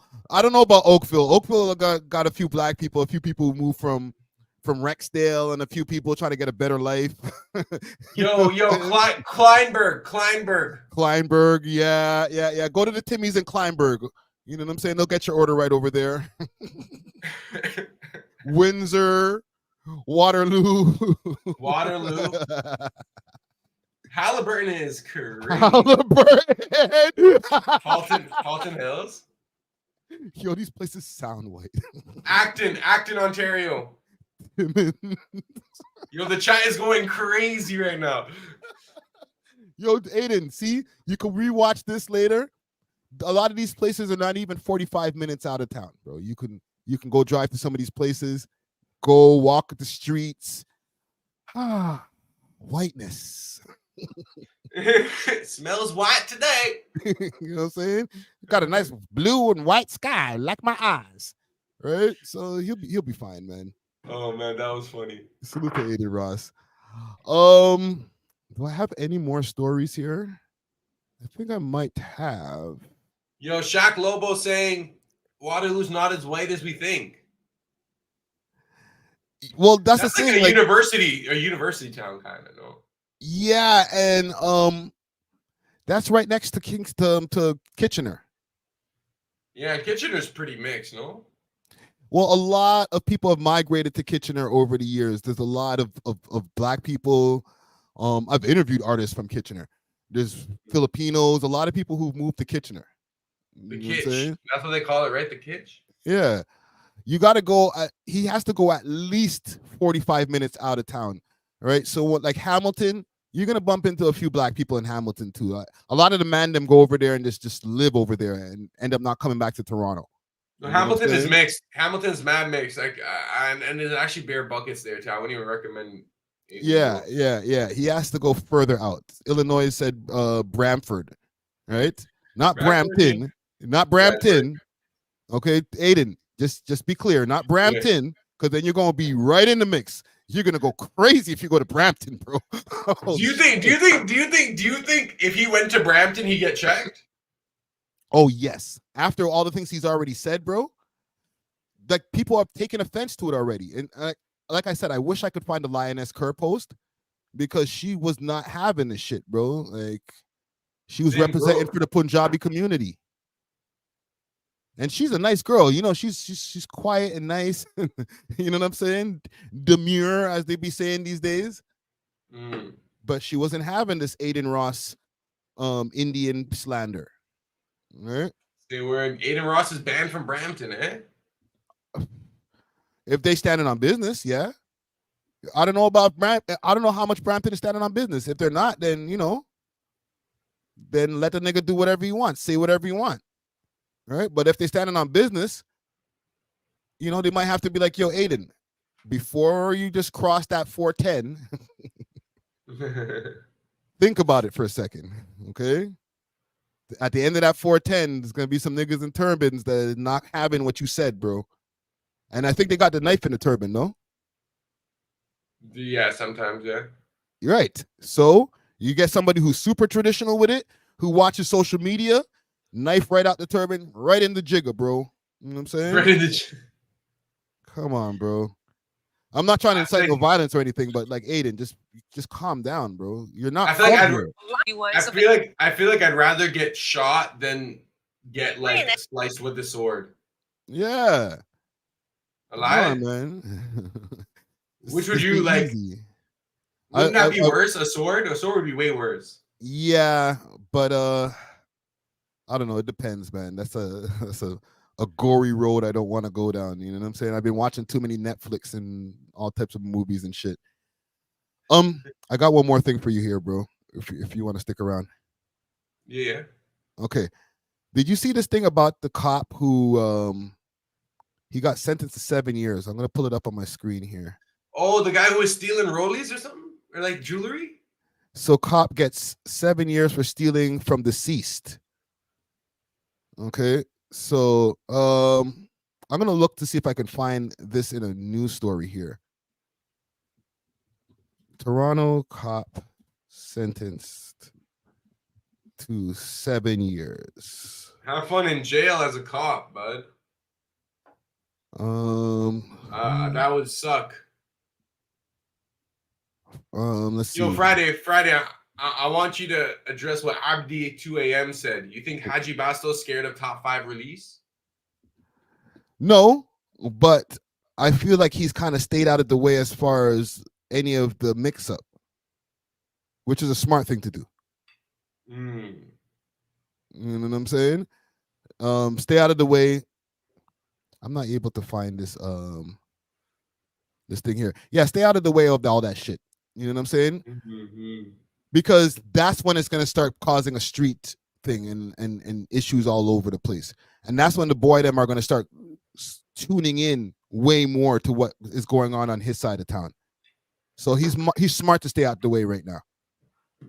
You know what I'm saying? Like anything where these guys start getting online together and start talking shit, police is gonna be all over Rexdale looking to see what's going on. Yo, and shout out to Down to Earth, Somali versus Somali. Somalis need to stop hurting other Somalis, bro. You guys are, you know what I'm saying, same people. I know there's different tribes and stuff, but still, you know, I know it goes deep, but it just feels weird when it's like your own people against your own people. I don't know. Yeah. I'm trying to find a news story for this here. Y'all think 7 years sentence is fair? So the Toronto cop, I guess he was false testifying reports and stealing from deceased. I think I do have something here on YouTube about this. Let me see. But yo, bear cops have probably done this. They steal from like drug raids all the time. It's just like one of those like CC no tell kind of things, you know? Yeah. 1 second, I'll play it. In court as the sentencing submissions from the Crown and the defense were tabled before the justice today. The Crown is asking for 7 years in penitentiary, calling him a fraudster in uniform. In May, the Toronto officer was found guilty of 15 offenses, including stealing from dead people who he was tasked with investigating, taking credit cards from them, and a luxury watch in one case, also accused of falsifying police records in an attempt to cover it all up. Yo, this guy's a sicko. That's what you're doing, bro. Holy shit. Dog, if this guy writes a Toronto rap song right now, he'll be up. Yeah, that's wild. Own defense at his trial, denying it, but the judge... He was his own defense? Decided that his testimony was riddled with lies as she found him guilty. Now, he was originally given bail, but he is back in custody after allegedly trying to flee the country. Back in August, he was arrested at a Montreal airport. A Toronto police source tells CBC News that he allegedly attempted to use a fraudulent passport to board a flight to Europe, and he was charged for violating his bail. Yo, is this guy a cop for sure? Are we sure this guy was a cop? What?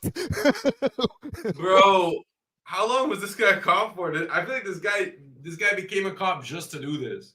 Wow.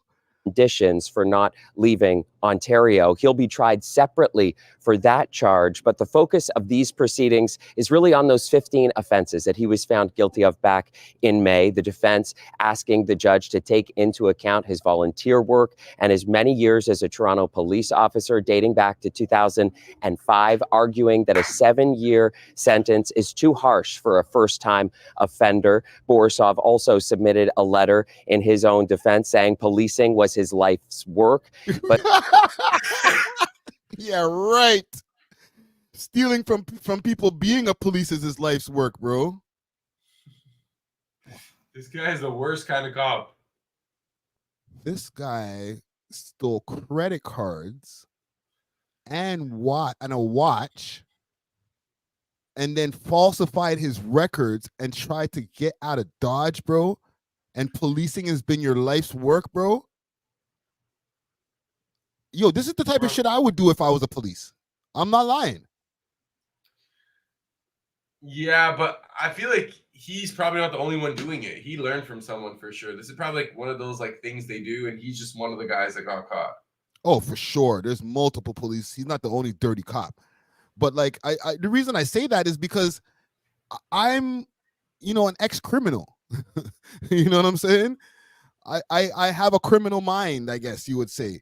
So if you put me in the position where I'm a cop, which is something I would never apply for, and I'm not fit for that job because I can be corrupted. You know what I'm saying? Me too.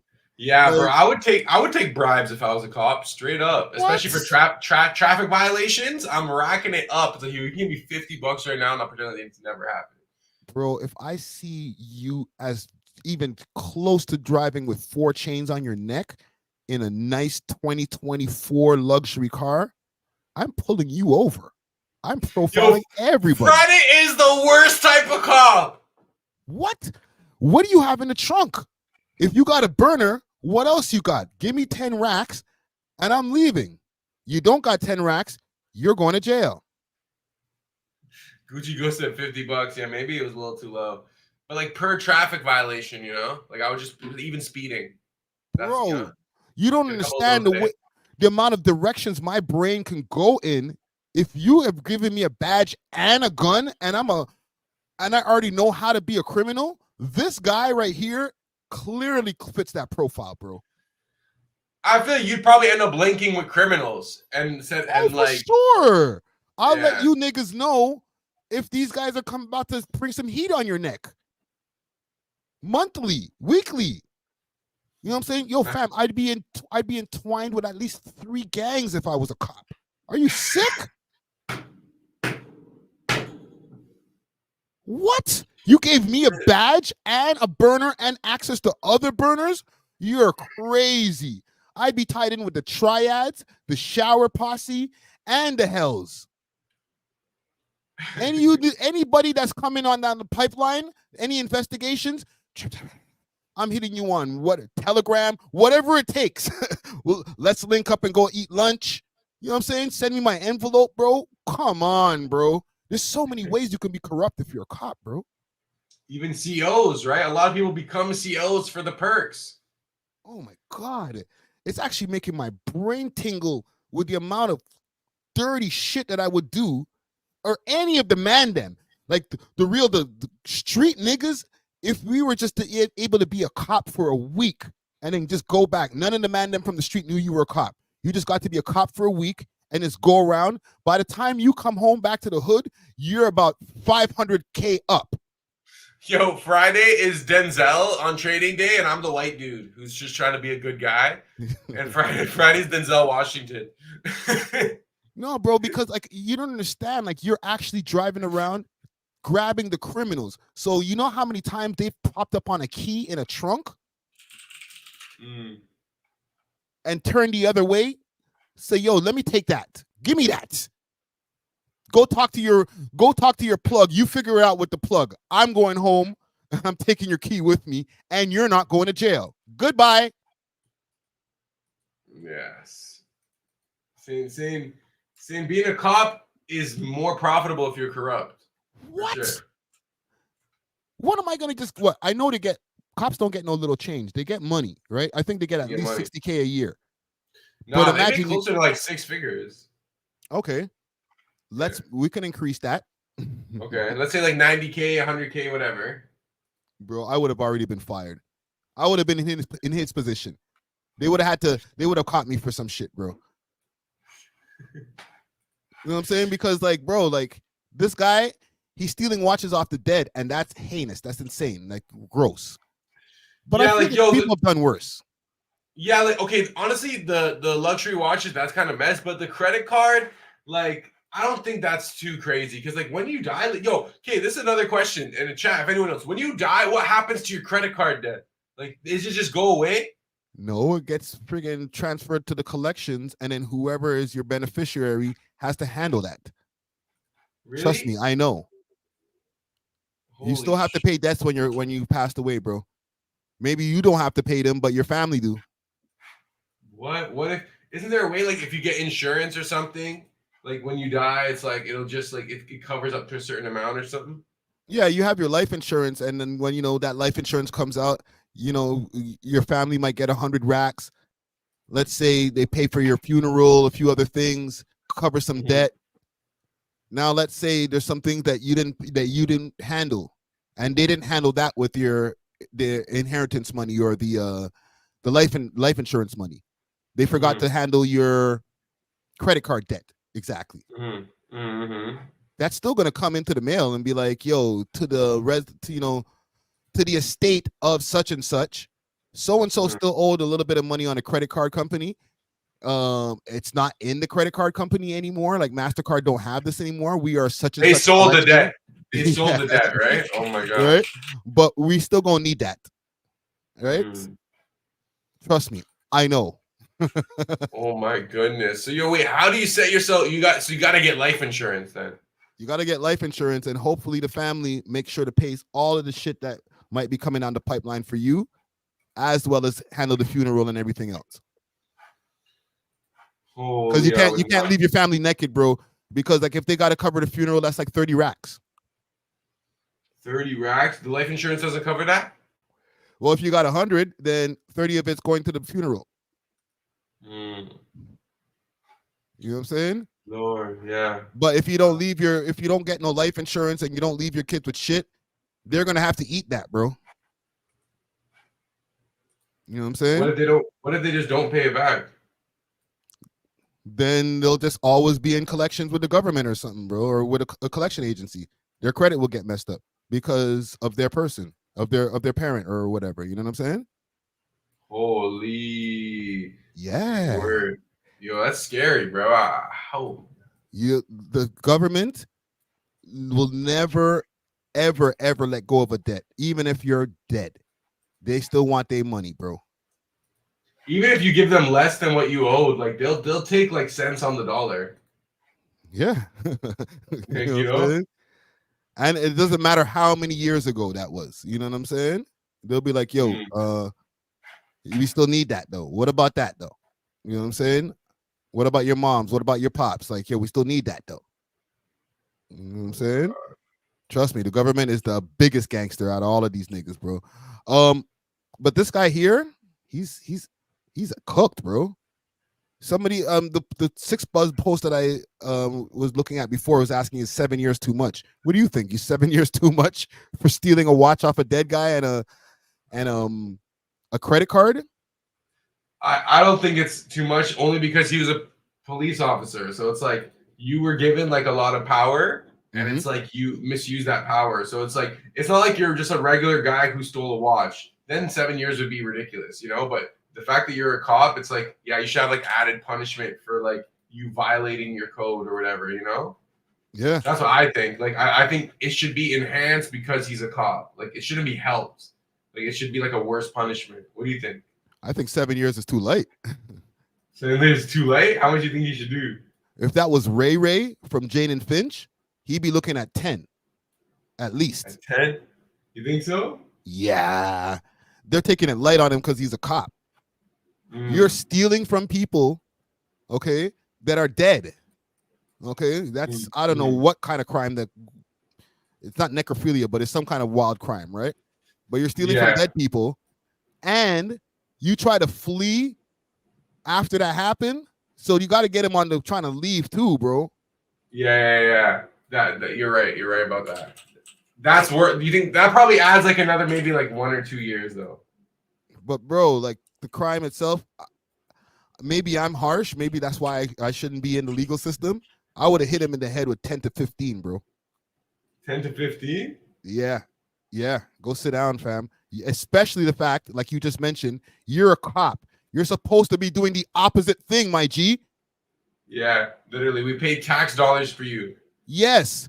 And now you're making us look bad as a city. This is who we've hired. Go sit down for 10, bro. Go hold a cell for 10, bro. But yo, okay, but that's also like, okay, like remember when Rob Ford was caught doing crack? Yeah. Like that should he have done time for that? Like, because he violated his authority too, in a sense, by engaging in illegal activities. Like all these guys engage in illegal activities. That's a possession charge, not like theft over on a dead person. Facts, you know what I'm saying? You're a crackhead, B. You're not a crack dealer.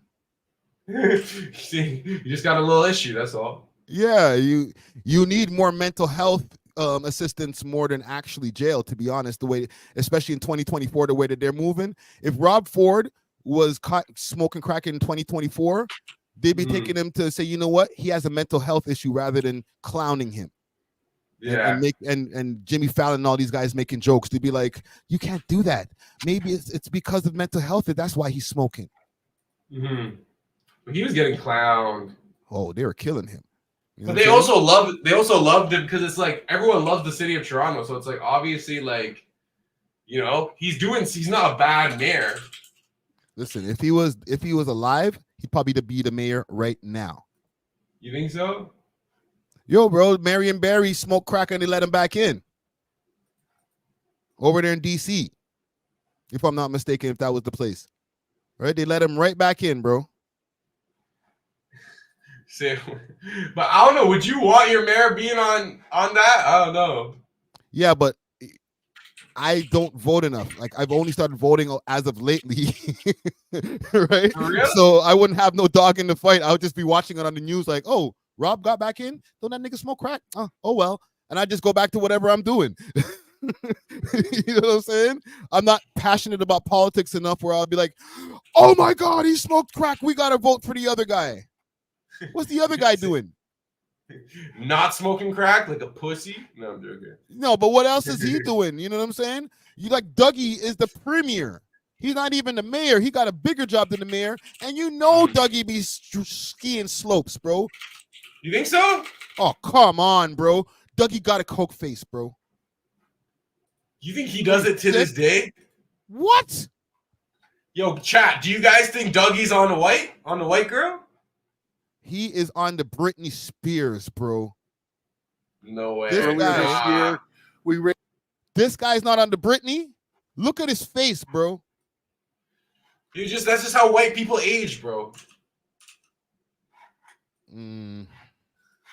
Like, bro, show me just regular white genetics. There'll be times that I'm watching this guy on CP24, pause, and his face looks so red. And it don't even have to be him wearing a suit. When he's just wearing regular clothes, looking weird. And I'm like, bro, did you just do a line before you got on camera? Tell the truth. People are saying he's on that Tina. He's on that Tina, bro. He's in love with the Coco. Yo, Friday, I want to send you an image. Where can should I send on IG? Yeah, send it on IG. What are you gonna send me? and Down to Earth said drinks. Yes. He has a few cocktails before he goes up on stage and talks his shit. You can tell I am a drinker. Right? Get off your ASS and get a damn job. Then he gets back into the limo and he's like, Yo, he did bring back what? Didn't he bring back like $1 beers or something? Well, I wonder why. You know what I'm saying? This the guy who's making beer and wine in all the corner stores. I wonder why. He needs to go get that on the way home. So wants it available. You think that's what it was? Hey, it's easier for him, bro. And now I don't got to be driving around. Which one did you send it to? You send it to my personal? I just sent it on, yeah. Send it to my personal. Let me see what's going on here. Throw that on the screen. You're stupid. Throw that on the screen. Yo, chat. Throw that on the screen. Oh, did you just make this? Yeah, I was just making that the whole time. Oh. This is getting downloaded. Yo, chat, what do you guys think of that? What do you guys think of this poster? Thumbnail up. This is great. Yep, that's right. Looks about right, man. You know what I'm saying? Do not give me a badge. Oh my God, I wouldn't even be one of those cops doing that nerdy shit. Put the badge on my chest or whatever. Nah, B. I'ma hang the badge off of the gold chain, bro. Be like, yo, how you get that $10,000 gold chain on your salary? Don't worry about it. I got, I do real estate. Right? And have my badge hanging off of the gold Cuban chain. You be that guy, eh? Freeze. Right? You'll be here. It'll have to be clinking past the other two chains. Clink, clink, freeze. Sorry, let me make the screen bigger. Clink, clink, clink, clink, freeze. Right? Right? I might get a diamond might fly out of my chain while I'm trying to arrest you. Yo, freeze. The thuggiest cop ever. Yo, that's the kind of hardest thing you see. You could see my chains coming before I come to arrest you, bro. Are you crazy? Yo, Dark Side, for real, freeze. What are you talking about? Are you under arrest? Or are you talking about my neck? Freeze. I'll be taking pictures next to my arrest with my chains up. Yeah, no one ever hired this guy as a cop, please. He does have good intentions, you could tell. Oh man, I'll be there up on the whatchamacallit when they do the press conference. Just with the mad ice grill. Be like, are you sure this guy's a cop or he's a rapper? But they probably would want you to be like as undercover as possible, where it's like, yo, he could be both. Or he is both. Yo, bro, that will be the time. You see me, I got bare tats, right? Mm-hmm. Okay, then we're gonna get out of this story because I'm going crazy. My imagination is going crazy. Yo, pull up the picture again. Pull up the picture again. Pull it up with yeah. Okay. Right, bro. You know how I'm a tattoo guy. I like tattoos. I've always said that I would never get tattoos on my neck or my hands or even on my face until I know I never have to go back. I never have to go and get a regular job again. You make me a cop and I can start getting promotions and I get to become a detective. Teardrops upper, bro. Every time I pop one of you motherfuckers on road, bro, I'm getting a teardrop, bro. I'm going to the tattoo shop. Are you sick? You're getting face tats if you're a cop? What? I'd have teardrops all the way down to my chinny chin for the amount of bodies I would have caught out there, bro. You're pissed. Let any of these guys not come with my money that I've been extorting you guys out of for the last 10 years. Pop! Right to the tattoo shop. Give me another drop. I had to drop this nigga. We had a bust the other day. It got messy. Give me about 3 more drops. You guys catch bare bodies as a cop, man. What? You're allowed to catch bodies, bro. Are you? What? Yo. They would have teardrops on both sides. They'd be like, yo, who is this guy? Are you sure he's a cop? You know what I'm saying? Holy. And you get to beat the bodies, bro? That's true. Yo, fam, you can make diss songs talking about you're smoking on so-and-so, arrested you last week, but I thought you had a gun. Yo, imagine cops making drill tracks, bro. What? He tried to pull out, but it was a cell phone. But I had to lay him down. No, yo, man, wouldn't it be crazy if cops started making drill music against drill rappers? Ran up in the that's spot. why that's why we caught your boy. He's about to do 10 years. Then he's getting deployed. Like, bro, they might even win, bro. Ran up in the spot. Me and the SWAT ran through the window. Me and the SWAT. Hand me the key to the rap. You were smoking Indo. Had to get it in though. You was smoking on your ops. You ain't know that we were cops. Like, bro, it can get bad. Yo, I think people want to see this buddy cop movie. I'm down, man. We got to make it happen, bro. Even if it's just a skit, bro. Yo, it could be a skit where like we're going through the hoods of Toronto and Friday knows all the rappers and I'm out here actually trying to make a difference and trying to be. And next thing you know, I'm like, yo, Friday, like you work with these guys too, you know, like. That's why anytime I see these guys in the comments say, yo, you're feds or you're the cops, I'm like, yeah, right. They would never hire me, bro. Like you should actually encourage me to be the feds, because if I was the feds, I'd actually be helping your ass. Yeah, but yo, the feds definitely subscribe to We Love Hip Hop for sure. Oh, for sure. You know what I'm saying? And they're hearing all this and they're like, well, damn, we were thinking about it, but now that you said all of this, Mr. Friday, nah, you're not gonna get the job.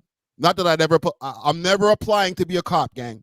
Okay, but if I did, they wouldn't give me the job, bro. They can see the corruption in my eyes, bro. You know what I'm saying? This guy's gonna try to get 400,000 a year out of us. Screw that 100,000 a year. You know what I'm saying? Yeah, I don't know. People tell me I'd be a good cop because of my stash.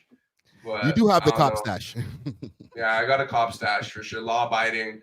I'm not anti-police, but the thing that I would hate if I had to be a cop is pulling people over and giving them fat speeding tickets and fat like stupid violations. Yeah. Like I've been on the other side of that where it's like, bro, like this is gonna take me like 2 weeks to recover from. You know that, right? Like you could just allow me. Like you're kind of bullying the citizens by like trying to, you know, like extort me for money. I wasn't harming anyone. Okay, I went 15 over. Like, bro, no one was near me. You know what I'm saying? Like, bro, the cameras.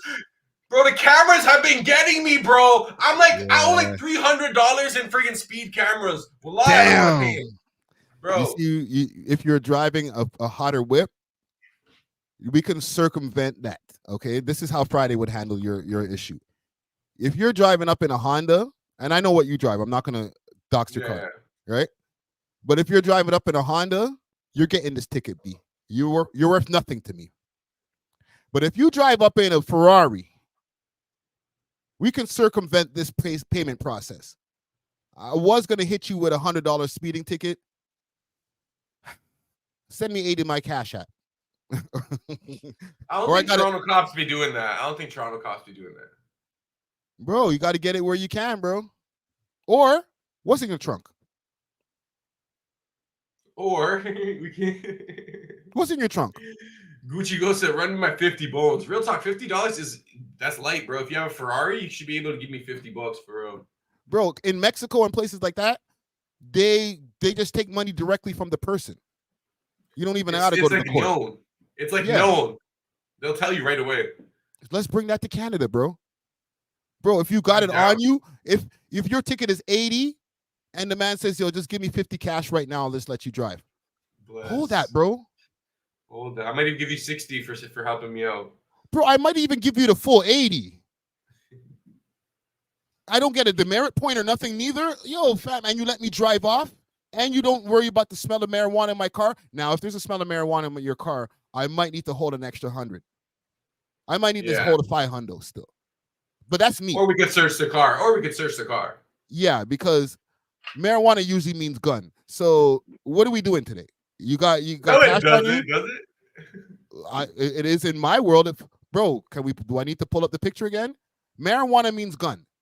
Okay, so I can follow you over to the bank machine and you can withdraw because I know you don't got cash on you. That's fine. We'll drive over to the bank machine. I won't even put on my lights. Okay, and I'll escort you to the bank machine, withdraw my money, and be on your way, sir. Have a nice day.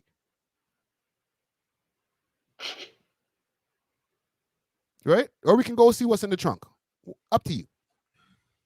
Friday is just ready to be a corrupt cop. I like it. Listen, man, That's the never give spirit, me the that's the job, spirit. bro. Even if I move to another state, revert back to this live stream right here and say, yeah, don't give him the job. He's gonna steal. Somebody might die. This is gonna pull up on your background check. You would have the craziest background check because like people have to go through every episode. You know? Yeah. Every live. I'm gonna delete this shit. I got one more thing, and then I'm off this because we've been on I've been putting in work, bro. Has it been like almost 2 hours? I've been No, on. You've been on for 3.5. I'm on the 3 hour mark, bro. I'm out here, bro. Listen, let me show you something, fam. A lot of these stream guys in the States, this is just the halftime. Yeah, they go like 6 hours, 12 hours. Yeah.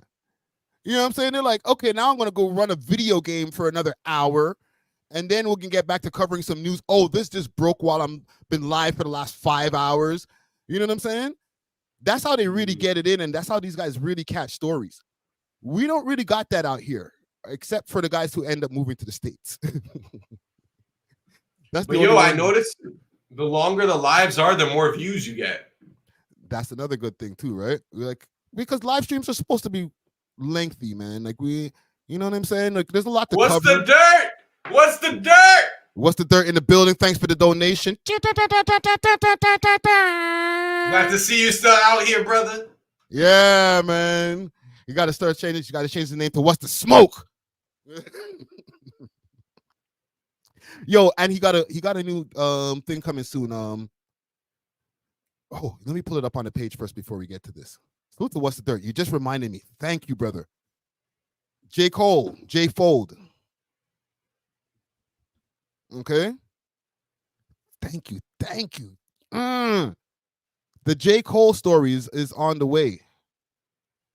The J. Cole were really cool in the beginning. Both dropped mixtapes in 2007. They both worked on their next tapes in 2008. In 2009, they both signed record deals. Cole signed to Hove, Drake signed to Wayne. They would often get compared by the fans and media. They say that you could be the new Drake, which to us means a lot. J. Cole didn't like this. Oh man, look at this expression. Oh yeah, my expression, it was a real expression. Because when she said, I was like, Drake later said, J. Cole, one of my favorite dudes rapping right now. I have the most money. I made #1 records. Those guys don't have that shit. Sunning them. Drake clearly didn't change much. Cole then dropped Who Dat, which had potential. Oh, big track. I remember that track. Bro, I'm so glad that Matt popped out. And thank you for the donation once again, man. Do you think that J. Cole do you think J. Cole secretly doesn't like Drake? Yeah. I do personally. I think it's one of those light skin on light skin violence type situations where it's like there can only be one light skin in the building. Like, I don't know. You know what I'm saying? Like, I feel like because they both had the light skin thing going on, they're like, yo, like we're bros, but it's also like you're also my main competition. You know what I'm saying? Well, Drake has also been sunning J. Cole for a long time, to the point where even during that whole time on the first person shooter, he was kind of little broing him. You know what I'm saying? Like, I'm going to be the one who brings you on this big sold out tour. I'm going to bring you on the biggest tour of your life. You know, he'll rock him. He'll slow rock him to sleep. He'll be on stage like, yo, this is the biggest guy. You know, he's the real legend out here. I know I'm bringing him out and I'm doing my thing, but he's the real legend. You know what I'm talking about? Yeah, I know exactly what you mean. But you know what's crazy? Like, I feel like when I was in high school and like Drake and J. Cole, like they were all emerging, it wasn't really Drake, J. Cole, and Kendrick. It was Drake or J. Cole. Like that was kind of like the two camps that like people in my high school, my age group, were like, yo, they're either rocking with like Friday Night Lights and like the J. Cole mixtape era. To be honest, they were more rocking with that because like Drake was still like more like Best I Ever Had and stuff. And then he started coming with the more like the harder rap tracks, you know?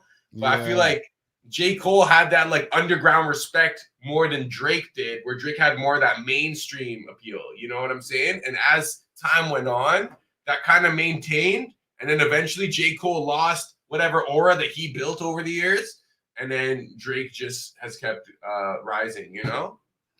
Yeah, and he, you know, when you go into that route where you're being more conscious and stuff, it takes a little bit longer to get that that mainstream appeal. Like J. Cole has the mainstream appeal, but he also has more of a cult following that keeps him rich than Drake. Drake has his cult following and what do you call that? Fair weather fans, or you know, casual fans, right? But what would you say? What would you say is J. Cole's like biggest mainstream moment? Like, would you say it was Workout? Was it like when he dropped what was it called? Run it up, count it, like that new KOD album. times. KOD, yeah. Was it that, or was it like Workout for me? Like what did he even have that mainstream moment?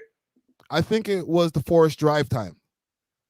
The album that dropped when he dropped that Forest Drive album. I don't remember the name of the album exactly, but that was his when he had those hits. He had the album that came out right before and right after. That was his biggest stretch where he was the most popular. The most people were consuming his music. He had that song. Wet Dreams. That's the one that that song was so corny. First time she was in my math class. Yeah, Forest Hill Drive. Thank you, Two Piece No Biscuit. I think that was his pinnacle. Because the album even that dropped after that, it was like, meh. It didn't get as much mainstream attention. But if you pull up that album, Forest Hill Drive, I think that's the one that had the most bangers on it. Let me see. But even then, like, was that like I feel like the whole thing around that album was like, oh, number one, no features. Like J. Cole did an album, no features. Like it was always like that was like the more of the gimmick than like people actually bumping it, like for real, like in the streets or in the club or even on people's ones, like unless you're a J. Cole fan. But J. Cole made a concerted effort at one point. He made a decision that he's going to turn up, especially around this whole Fall Off album and all that, where he was like, I'm going to start going crazy. Right. So this is the track list. Wet Dreams was a big tune that came off of there. Yo, fam, I'm going to be real. Is First Person Shooter J. Cole's biggest track? Yes. Wild. Drake gave him a Billboard like top 10 hit, bro. Wow. Like, and this is why now that like everything, okay, he took back his song. Fine. That was the right decision. You did the right thing there. But since that, everybody who's collaborated with is over there not only on a weird side of things like Drake's ops, but directly TDE niggas, bro. How does that look good, fam? If we're friends, I bought you on a world tour. That's Snake. And J. Cole, especially, he always comes off as this, like, you know, nice guy and stuff. So it's like, why would you do something slimy like that? Like, I understand, like, yo, don't mix me in the middle. I'm not trying to pick a side, bro. I understand, man. You and Kendrick don't have to. Okay, but, bro, you're literally looking like you don't like this guy. And that album, that Might Delete Letter, if you really take in that album, besides the 7-minute drill, I listened to that mixtape. There was a lot of shots towards Drake in there. Wow. And I know it was early material, but why do you feel that way? You know what I'm saying? That you feel that you can take shots from your earlier material. So you were feeling away from time? What's the third? Am I right about that? If you're still here in the chat, that he was taking shots. They're saying Middle Child is his biggest song. Middle Child? That was post. That was post Forest Hill Drive. That was just a few years ago, to be honest. He don't follow J. Cole neither. Mod. Right? I know I'm not putting in J. Cole's real name, but you're telling me that the algorithm can't find the man's name? Does he even have IG? Yo, just J. search Cole that. has an IG. But this isn't Drake's following right now, you're looking. I'm looking in Champagne Poppy's following, bro. We gonna find this, bro. Let's go back to What's the Dirt's page because he tagged Drake and J. Cole. Real Cole World. Real Cole World. Okay, Real Cole World. Hold on, my bad. Cole World, Real Cole World. All right, we'll make it easy. Copy and paste. Back to Champagne Poppy. Okay, you ready? You are lucky. But yo, sometimes you gotta, keep your friends close, your enemies closer. Drake the type of dude to follow his ops.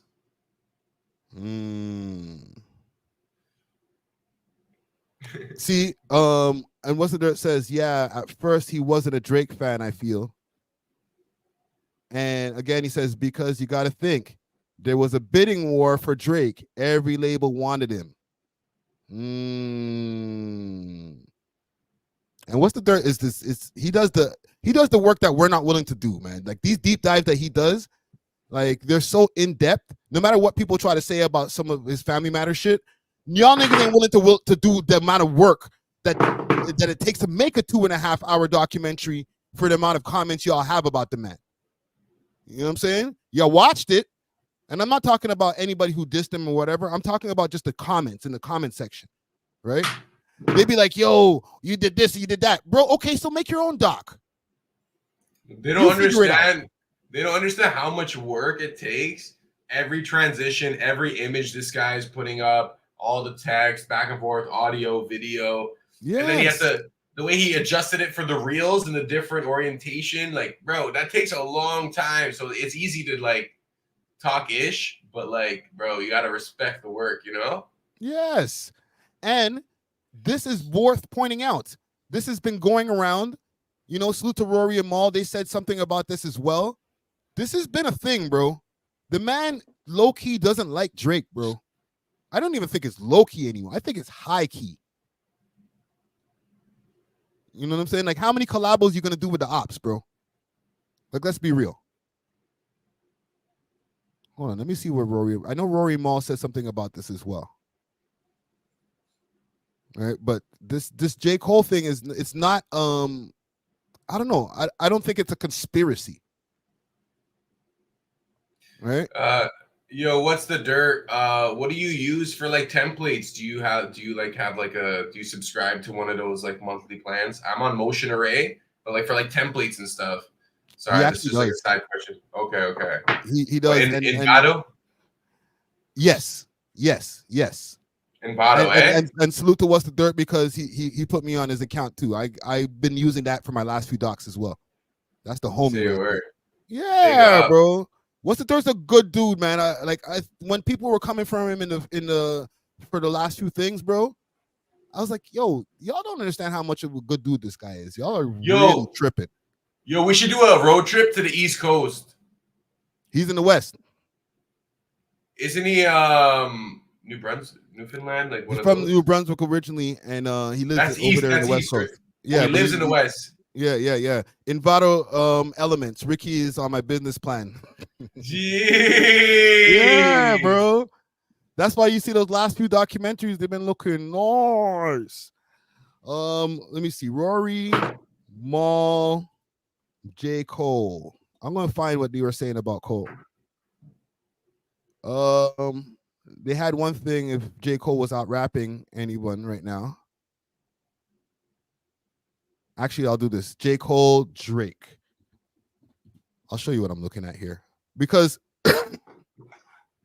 I think this is the working theory that there might be a J. Cole, maybe not versus Drake thing happening. Like, I don't think they're going to go back and forth as crazy as how him and Kendrick did.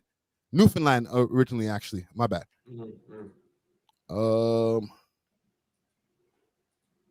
Let's see.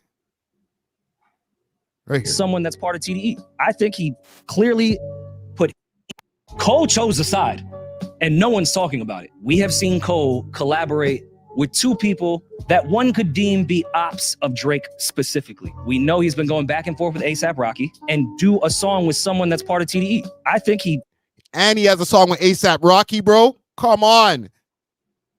He has Schoolboy Q. No, he has Absol and Daylight on that album there, the Might Delete Letter. They're on one song together. And he gave an additional verse to Daylight the other day. Yeah, he's going out of his way to show that like he's not rocking with Drake. 2 verses for a TDE guy, bro. Do you not hear what the man's from TDE, even though Kendrick is not technically signed to TDE anymore, he's still TDE to the death. Do you not hear what they're saying about your boy? I don't know. Even for some reason when you said that, I got pissed off. Like I'm ready to fight. Fam, it's not like they're like, I'm a better rapper than you. They're calling the man a PDF file, bro. Hold on, let's finish this here. Kendrick Lamar, if you see this, no, I'm joking. His foot in the sand and said, I am on this side. I am not fucking with Drake anymore. That's a simple answer. You think he did it intentionally? I think that he know Drake ain't fucking with him. I'm gonna throw a speculative bomb out there. Kendrick's gonna be on Cole's next think album. Kendrick Lamar will be on the fall off. I hope he on that motherfucker. He probably is. I think Drake has every right to shoot at Cole now, to be quite honest. That's just my opinion. Cole, you next, goddammit. OVO Mall in the building. So, do you think that Kendrick Lamar is going to pop up on the fall off? Absolutely. 100%. 100% is going to be on some FBA. Let's unite. You know what I'm saying? We're all one. Yeah. Forget Canada. We don't need Canada. Forget Drake. We don't need Drake. Blah, blah, blah. You know? But at the end of the day, fam, like, they can't take away from his accomplishments. So they're going to try to diminish him. And he's still number one, fam. It's hard to like argue against that. These guys in the studio, like, yeah, he ain't like us for real. What you know? Get back in the booth. Let me hear your verse again. Wow, they might have a whole album on the way. Yo, remember you told me a stan can't see the wrong of a person. Looking like you standing for Drake Friday or Q-Dread. No, bro. How am I standing for Drake? Let's leave that on the screen right there. How the hell am I standing for Drake? Okay.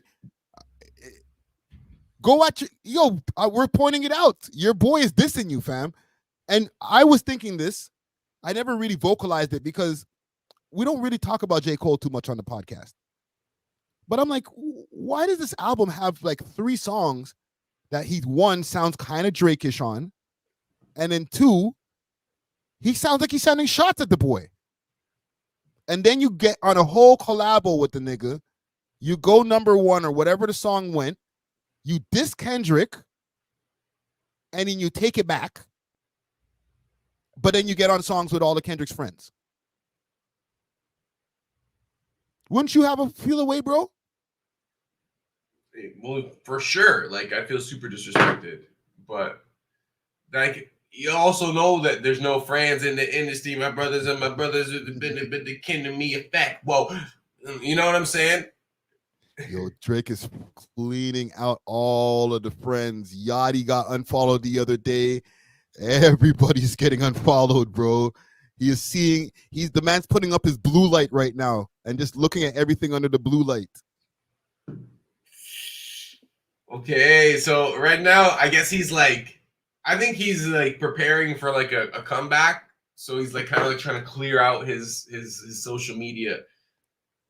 I listen, Drake might have to wait till these guys drop their shit so that he knows what to say. Because Kendrick's gonna have an album soon before the Super Bowl. J. Cole still has to drop the Fall Off, and we don't have a date for that. He just keeps on talking about it in all these songs. When the fall off comes, when the fall off this, you're gonna see and he's still talking about being the greatest rapper out there. Can he still talk that shit? Can he still talk about being the greatest rapper? And he's had some fire verses. No, he's not allowed to talk about that stuff anymore. But what if he's still good? He's still good at rapping. He didn't lose his ability.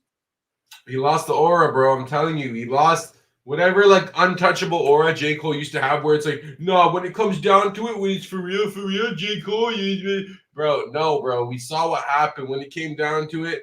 The man decided he wanted to be a good you in that moment. He was talking all this stuff for years, and when it was time for battle, he's like, you know what, man, I just didn't sit right with my soul.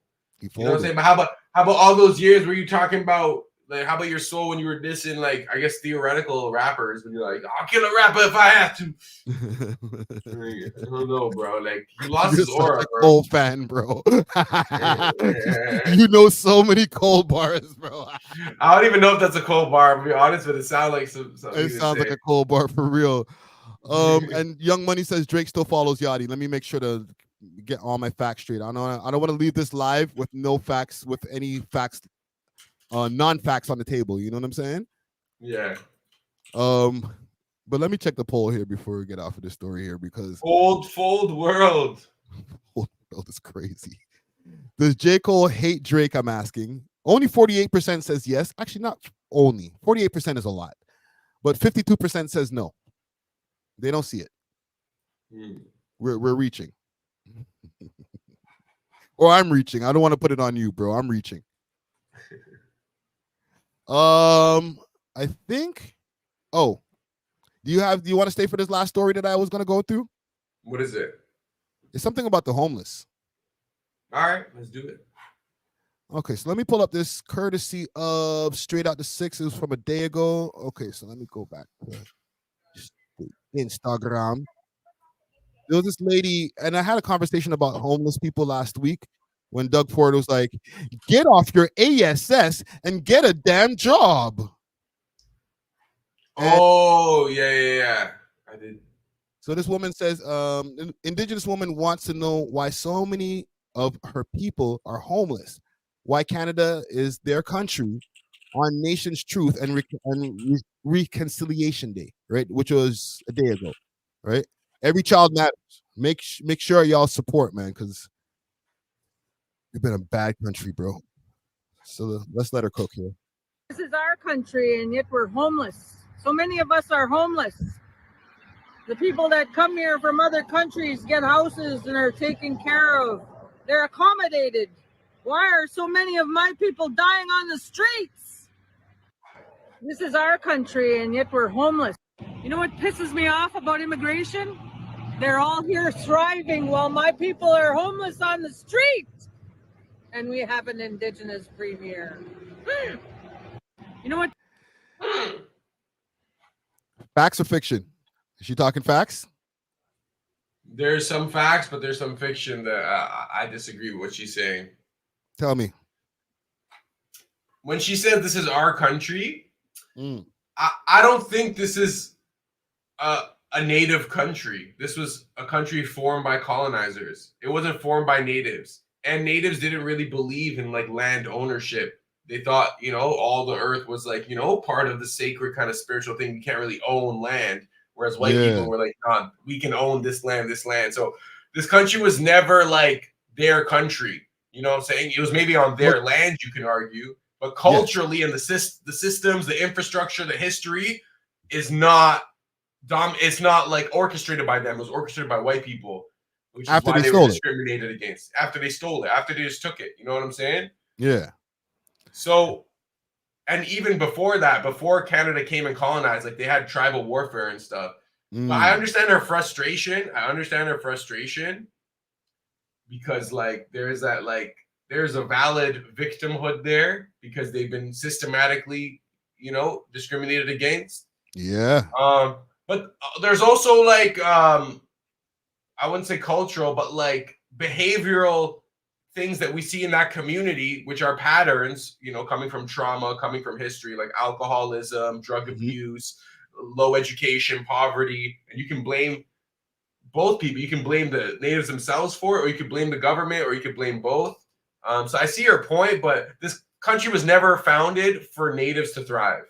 You know what I'm saying? And I'm not saying that like that's just the reality of it. It wasn't created for the native man. It was created for the white man and then whatever indentured labor that he wanted. Yeah. I see what you're saying with that. Obviously, it doesn't make it right, but the plan wasn't there when these guys came and stole shit and gave them chicken, gave them smallpox and all types of stuff. the plan wasn't there for them to now be part of the society and thrive with the society.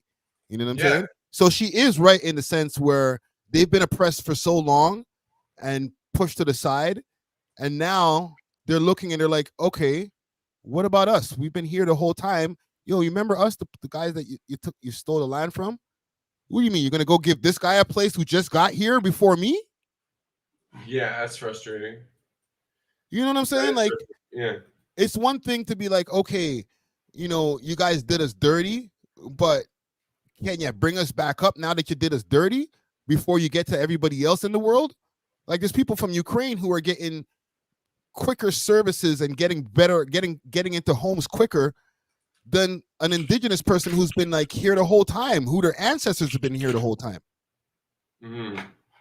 So I do get what she's saying. Like, you guys got money for it. Bro, they pulled out a whole bunch of billions for Ukraine, bro. You're telling me that they can't solve the homeless problem here in Canada? Yeah, I mean, I agree with you there. It's just not a benefit to. It's not beneficial for Canada to try to develop the infrastructure of their native population because, like, they see it as a burden, but it's not. It's like it's kind of, and then the natives see it as something they're owed. You know what I'm saying? And Canada sees like, oh my god, like we'll give you free education, we'll give you this tax exemption, just like, you know. But Yeah. Canada has notoriously broken so many treaties that they've made with the natives here. So, you know, I'm not like defending Canada. I'm just stating the facts that like the country was established and created by quote unquote like Canadians. Because prior to that, you know, there were several different like native tribes and stuff, and they coexisted. Sometimes they would beef each other. Like, you know, there wasn't like a sovereign state. Like Canada established like the culture of like the government. You know what I'm saying? Like their own English laws and stuff. You know what I'm saying? That's the country we live in. We didn't grow up in like with native culture here. You know what I'm saying? Like, Yeah. Unfortunately, you know what I'm saying? It wasn't integrated. What they should have done, which is shoulda, coulda, woulda time. Like, this is, we're talking how many years later now at this point, right? And A says they had a communal approach to land ownership, which is true.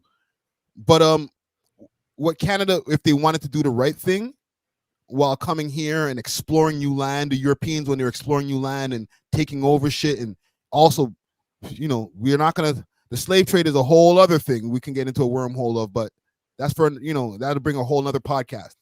But I'm saying when they came here and took the shit from everybody and started colonizing, maybe integrating them into the society, maybe saying, you know what, instead of killing all y'all mofos, let's work together. Like, these guys just came and took over. Like, they didn't even just slaughter them on some, let's just shoot you guys down. They literally gave them diseases, bro. And remember, these schools, the residential schools that now that we're doing that we're giving them a day or giving them a week or whatever, is because we're still finding we're finding grave sites at residential schools from like the early 2000s and shit. Well, yo, I just want to address AH, like if they had all this infrastructure and governance and stuff prior, like where's the evidence of it? And I'm not talking about like Mayan natives or like in America, like the Canada that we live in, the majority of the actual physical infrastructure was developed by white people and probably executed by immigrants. You know what I'm saying? In terms of like building the actual country. You know what I'm saying? Like, I'm not saying the they were like the black people. Yeah, I'm not saying they lived like nomads or like they were like uncivilized or whatever. I don't think that. Like, I think they had rich cultures and like their own villages and communities, but it wasn't to the same level as like Canada's like a current like industrial nation, you know? Yeah, well, they weren't as developed as like Canada was just like open land, bro. And then these guys came down here and did what they did. You know what I'm saying? Everybody was living over here doing just peaceful, just living with the land. And then these guys came and yes, they built infrastructure, but at what cost to the people? You know what I'm saying? But I just wanted to be clear, like this isn't like a unique thing to like I'd say like European colonization. Like throughout history, bro, people get invaded and colonized and friggin' like they get their village raided like constantly. we're living in like a very like safe time, and even now there's wars and stuff. But like, bro, back in the day, like people could just pull up on your village, attack you, take you as a slave, take your women, kill the men, kill the babies, and this was like a regular part of life. So it's like colonization was that, just like on like a larger scale, and Yeah. there's obviously inhumane aspects, like a lot of inhumane aspects to it, but like I feel like there is that natural human tendency to like want to take over and expand. You know what I'm saying? Yeah. It's like, it's a weird double-edged sword, because the benefits and things that we're living off of today, would we be living that way if colonization never happened? No, And like, even me as even me as a black man, that, you know, I deal with my share of, you know, racism and oppression and stuff like that. But like, you know, in the end of the day, I'm still free. I'm here live streaming, bro. I've been live streaming for almost 4 hours. That means I didn't go to a 9 to 5. Like, I live a pretty good life. I don't live an oppressed life. You know what I'm saying? Would that be a thing if all of this didn't happen back in the days to bring us to where we are now? Canada was meant for Europeans. That's why you see what you see. Bro, I'm telling you, like, every one of us benefits except the native man from Canada, which sucks. Yes. And I think that it should be changed, even though there are like individual benefits. That's almost like tokens, because like, yeah, bro, I can't imagine like, yo, my land and my people being like torturously like robbed and taken and stripped of dignity and then lied to constantly. But I don't know, like, what's the solution, bro? They got to take it back in blood? Like, I don't know, bro. He's going off. He said, "What's next? Blaming the Africans for the Atlantic slave trade?" But yo, this is prime example of like victimhood, fam. Like, I never blamed the natives for friggin' getting colonized. They were robbed, tricked, and bamboozled for their land and rights. Yeah, they were. You know what I'm saying? That's an L. No, I'm joking. But like, you got robbed and tricked, fam. It's just like, bro, like, I'm not hating on that, and I think it's wrong. But bro, at the end of the day, do you think this world is like a friendly world that everyone just gets along, bro? Humans have done wars for thousands of years, bro. So We're still warring. We're still warring over territory. Exactly. We don't war for anything else but, you know what I'm saying, to be able to say, I own a piece of this spot, or I control whatever the natural resources over there. You know what I'm saying? Americans are doing it right now in Iraq and all different types of places. They're like, the only reason they're warring with these places is because they want something that they got. And that's constant, bro. Every empire looks to expand, because like once you're at a certain amount, you need more. You need more. You need, like, the reason why even colonization started was because they needed more resources and they didn't have any there. So they're like, okay, we got to go somewhere else and like take it. You know what I'm saying? Like, is it raw? Is it right or wrong? That's like, you know, a debate. Like, we can easily engage, but like, is that the natural part of reality that happened? Yeah, that did. You know what I'm saying? It's a bad part of human nature.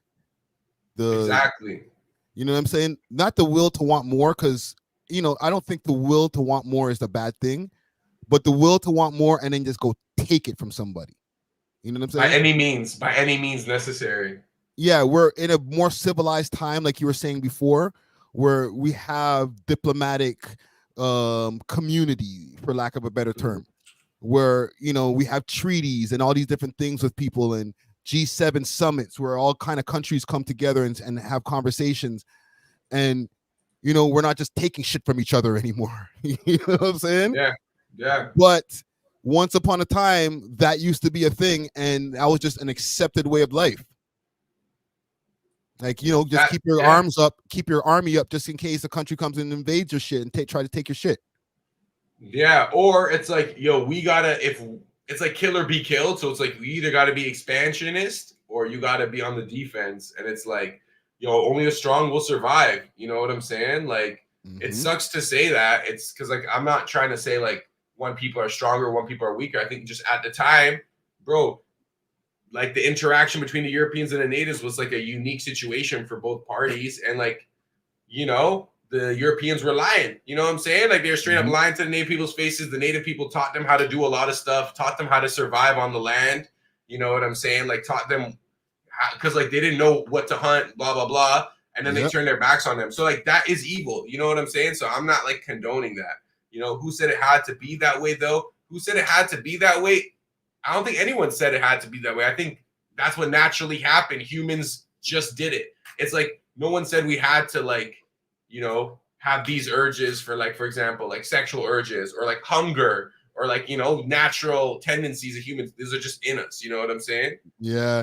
And I think what you're saying, even just to expand on what you're saying a bit, I think humans also have a perpetuity for violence, and to get that 100%. out of their system, there was not as many ways back in the days. So the way that we would resolve conflicts is with violence more quicker than now, because we have way more boundaries and a lot more, you know, different things that we can say, you know what, we can have a conversation before we get to violence. And then if we can't, now we're gonna come bomb you. Remember, there's a bunch of people who got nukes and there ain't nobody using them. Yeah. You know what's interesting? What you say about our tendency for war, that sports covers that human instinct for like competition and war. Yes. It like sublimates it. Like, you know what I'm saying? Like, you substitute war for like a sports match, but then like now you have like England versus France as a soccer match. It's almost like it's just as intense as going to war without the consequences, you know? Yes. So, and you know, even if you want to take it another level, you can go become a fighter, go become a UFC fighter, go become a boxer, and you can get that other, if you have extra aggression that you can't get out of your system from being a football player or a basketball player, literally go punch somebody in the face for a living and get that out of your system. But don't become a soldier now and now go to war. You know what I'm saying? Because all of those people, without those outlets that we have now that are monetized on such a high level, they probably become soldiers. yeah. Yo, think about all these athletes today. They would be gladiators back in the day. They would be people who have to perform in front of the Coliseum by fighting like another gladiator or fighting a lion to the death. You know what I'm saying? So yeah, I do agree. It's like some gladiator-ish. And to respond to AH, then don't be fake. If you strong-armed it and took it, then hold that. Don't front like you're good and just. I don't think anyone was fronting like Canada was good and just. No, I don't think you were excusing anything that Canada. I'm speaking matter of factly. Yeah, I'm not saying what they did was happened. right. Yeah, this is what happened, and we, like me, my family, Friday, a lot of people that I know benefit from being in this country. You know what I'm saying? That's can't be denied. That's why I don't like when people try to like super fight for native rights, but it's like they're not willing to leave to their country and give their land to native people. You know what I'm saying? They're not willing to give up the comfort of Canada to like restore the original state. You know what I'm saying? It sounds nice in words, but then when it's like, okay, you leave this country then because you're on colonized land, you're on stolen land, you make money on stolen land. Then they start to say, oh, it's different, blah blah blah. It's like, nah, you're benefiting from it as well. It's like a lot of people who immigrate here from other countries, they ain't trying to hear that shit because they're like, listen, bro, I just came out of my country, which was crazy, and I got to over here. I'm staying. Y'all ain't figured out a way to live in your country yet, and we're getting over here and we're striving. It's the same kind of argument that Americans have with like African Americans have with non-African Americans, the ones that they call tethers, like people who come from the Caribbean and Africa and different places like that. Like they'll say like, and they'll look down on African Americans, and that's not right. But they'll say, I came here from my country and I was able to pull up my bootstraps and get my shit together. What's wrong with you? You know what I'm saying? So like somebody who comes here from India, or you know, somebody who's a refugee or something and now has a job or a house, they're like, listen, I was able to figure out how to get my shit together and get in the crib. What's wrong with you? You figure it out. You've been here the whole time. You've been here before even these white people got here. So I get it. It doesn't make it right, but I also understand the mentality of somebody who comes from another country. They're like, figure it out, bro. Yeah, but they don't understand that like the trauma and like the cultural trauma that is included with that. Like it's not that easy. Like I told you, I've said this before on podcasts. Like I haven't met too many Native people in my life. Like I've maybe met maybe 10 or 15 in my entire life, and some of them are mixed, you know what I'm saying, Métis or half black or whatever. And when I was in university, I only met like two that were doing the full free education, and one of them is a doctor now. You know what I'm saying? Like he went all the way. So, and a lot of people will argue, oh, they get free, you know, education, they get tax exemptions. What's their excuse? It's like, bro, you don't understand like the impact. The impact of the colonization is just still recent, you know? Yeah, and you know, somebody mentioned before, and I think it might have been you, the mental health issues aspect, and not just only the mental health, like the body chemical makeup and stuff like that. Just the way that indigenous people, the way alcohol hits them in comparison to other races and stuff like that. Yeah. It does something different, and I don't quote me, I don't know exactly, but I know it does something different to their bodies where it's just like it's really destroyed them. You know what I'm saying? Mentally and physically, you can see it. Like in like the way that they're shaped and stuff like that, how like the alcohol has really messed them up. You know what I'm saying? And it might, like, alcohol can mess up anybody, but it feels like it hits them quicker. You know what I'm saying? Yeah. There's certain races or ethnicities of people that don't have high alcohol tolerance, and some do. You know, like for example, like a lot of Asians, when they get that Asian blush when they drink, it's because like they don't produce an enzyme that has to do with like processing alcohol, so like they get Asian blush or whatever, you know, like so. Yeah, like everyone's different at the end of the day, and it's on all of that is DNA based, right? And DNA is something that gets traveled and passed down from generation to generation. Your DNA changes. You know what I'm saying? As people like different things happen in history. So like if at one point in history your culture was injected with a whole bunch of alcohol, and your DNA makeup was one way before all of this alcohol came into the play. And now moving forward, all of this alcohol is in the DNA and, you know, being produced and passed on to the new generations of people that you produce because it's going to be in their blood and stuff like that. Like now it's going to make them have a lesser and lesser tolerance as more generations of native people are born. You know what I'm saying? Now their propensity to alcohol, or their tolerance to alcohol, I mean, may be different because of their historic DNA, the history of their DNA, and their history. Exactly. Yeah, facts, and alcohol was introduced to them by I believe Europeans, or like the type of alcohol, but then they introduced the whole world pretty much to tobacco. You know what I'm saying? And tobacco is like probably like one of the most consumed drugs now. And like that's what had like the white colonizers going crazy. Like they would go on these expeditions and they'd come back like addicted to nicotine. So they're like, we have to bring this to Europe, you know? Yeah, go make some money. But listen, man, I salute to this lady right here. Thank you to what's the name here? iTerabyte. Thank you for the donation right there. Big thanks. I think we can wrap it up here, man.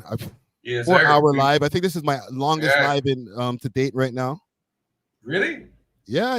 The last one, or the longest one so far, was like 3.5 hours, and I think that was the other day. And now we hit the 4-hour mark, man. Cooking, bro. Let's go. Make sure you guys comment, like, and subscribe. We love hip hop. Facts. And one thing also, a reason why I felt like it was good to go a little bit longer is because salute to akademiks. We got people who pop up into this chat here that came from akademiks' streams and stuff. Yeah. And a lot of times when I'm streaming, I try to time it when Ak ain't streaming, because I know I have audience that comes from Ak stream. So I wanted to be able to give them some time to watch the stream over here and go watch Ak stream if it's after or before. But I don't want to make people choose. You know what I'm saying? Yeah, that's a tough act to compete with. Literally, Ak. Am I gonna go compete with that 11,000 people watching his main channel? Like, nah, I'll just wait till he's not streaming. Yeah, exactly. Plug what you got going on before we get out of here, bro. I know you got a new podcast, a big episode. I don't know if you want to let that out the bag yet.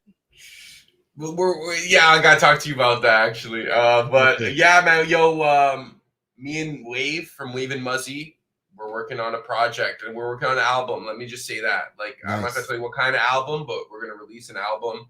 It's gonna shake the city, and it's not your regular music. You know what I'm saying? It's bigger than that. So make sure you follow me, DJs RTV on Instagram, Borough Sound TV on YouTube and Instagram as well. Big up the chat. You know what I'm saying? Big up everyone Gucci Ghost, Kobe Bryant, you know what I'm saying? Dark Side, I Terabyte, Young Money, Top Myself, Down to Earth, you know, all y'all. Appreciate y'all. Friday, appreciate you. You know what I'm saying? Let me know when you're on live next. We'll go for 6 hours next time, maybe, you know? We'll see. Sure. We'll see. Yeah. For sure. Thank you, brother. We'll talk soon. All right, no. DJs are in the building. And yes, like what he said, big thanks to everybody in the chat over here for tuning in, especially people who tuned in from hour 1. Yo, we've been cooking. You know what I'm saying? A lot of topics to get into. And look out for that Quasi interview dropping tomorrow morning. Okay, big up to Quasi, formerly known as Kid Quasi. He's out here doing good music, and he's a good guy. All right? So look out for that interview dropping tomorrow morning, 3 a.m. for all the audio listeners, 6 p.m. for all the people who are watching on YouTube. Make sure to hit that subscribe and that like on the way out. We off of this. Doses.